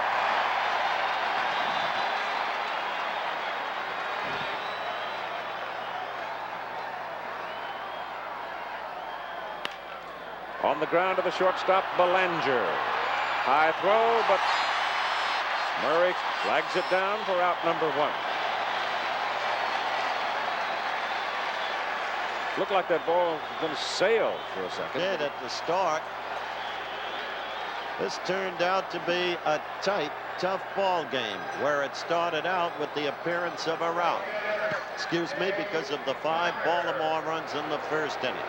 Here's a man who can tie it up with one swing, and that's Mrs. Parker. Tie it up. Tie it up. She's not the only Pirate fan open for that. And he's capable of tying it up, I'll guarantee you that. One swing could do it. But even as you talked about the Bucks winning 25 games in the 9th inning, the Birds have such a terribly remarkable statistic for holding on to a lead when they go into the 9th ahead. But they've been in a holding pattern. And what a game for the Bucks if they could win it at Baltimore against the ace. Ball is hit on the ground up the middle. Base hit for Dave Parker. It didn't take him long. So it's 4 hits for Dave Parker and a brilliant play in right center field on DeCinces to save a run. Look at this swing again. Just that short stride. Just pop and glide, and that's it. Boy, wish I could put that on the first tee. Oh, man. I don't think this man can hit it out. 24 home runs on the season. Stanhouse and Martinez. Martinez, the left-hander. Stanhouse, a right-hander. They've got Parker picked off. He's safe. Parker goes barreling into second base, and he clobbers Belanger, and the ball is apparently loose, and Belanger is down. I tell you, he went in hard, and he just actually forced that error. He went in, he talked about an 89-foot slide, and that's exactly what happened. They have him dead to rights right here. Yes, now Murray can't get it out of the glove, though. That's the problem. That's what I wanted to call attention to. You're seeing Parker go down, and he was almost down there by the time the ball passed him, and that was the problem. Had Murray made the throw promptly, it would have been no contest. Here's Murray. Now they got him. Now he double clutches a little bit. Notice. He reaches in. And look how long it takes for that ball to get there. But look at this slide by Parker, and he is right on Belanger's glove, and he just kicks it out. And who does that remind you? Look at it pop in the air. Good camera work. What does that remind you of? Yes, Stanky and Rizzuto. That's right. Back in 1951, when Eddie Stanky kicked it out of the Scooter's glove. There it is. Yeah, but he's out. That's a good angle. He was Belanger out. can But hang on. the play became needlessly close, as Don pointed out, because of the lateness of the Murray throw. Belanger stays. He's all right. You give credit to the second base umpire. That is Russ Getz. He was right on top of that play. Charge Belanger with an error. Each team now with 3 errors in the ball game. The tying run at second base. 1 out. Robinson, your batter. That was a great move by Flanagan. He had him dead to rights. And you know, he really hadn't gone over there all night long with any serious move at all. Well, he got 8 this year. He's really worked on that. Now the pitch to Robinson. And Bill, gotta be, the adrenaline is just the thumpity thump. Earl Weaver, a manager who's not afraid of the second guess, staying still with his ace. Willie Stargell is on deck. Pitch blocked. It's in the dirt. Dempsey comes up with it. Well, the thing right here, Weaver is not sitting in the good position. If he goes out to make the move to bring the right-hander in, he knows That's one right. thing. Tanner's sitting over there with John Milner on the bench, too. Or Mike Easler. Eddie Ott, he's got a bunch of left-handers over there just waiting in the wings. Good pitch.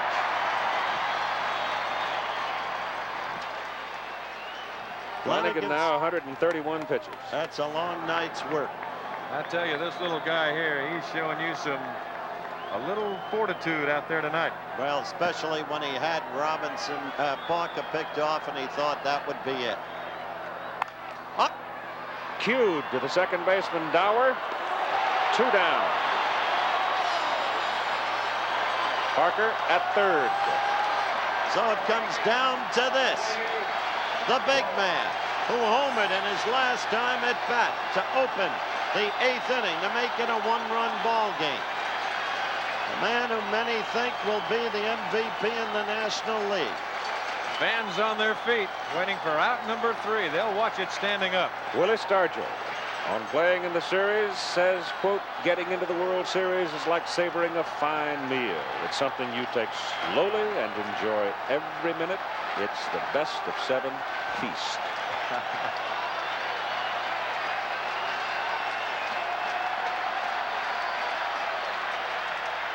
Inside, ball 1.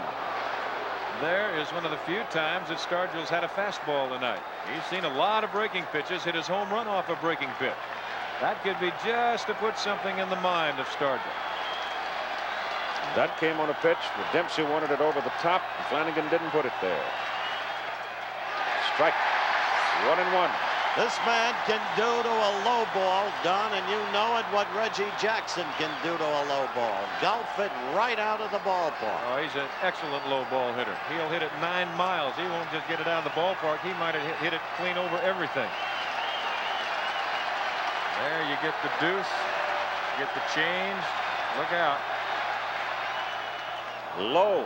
I'll tell you that Dempsey's put in a night's work. This is what we meant when he said he was so great back there.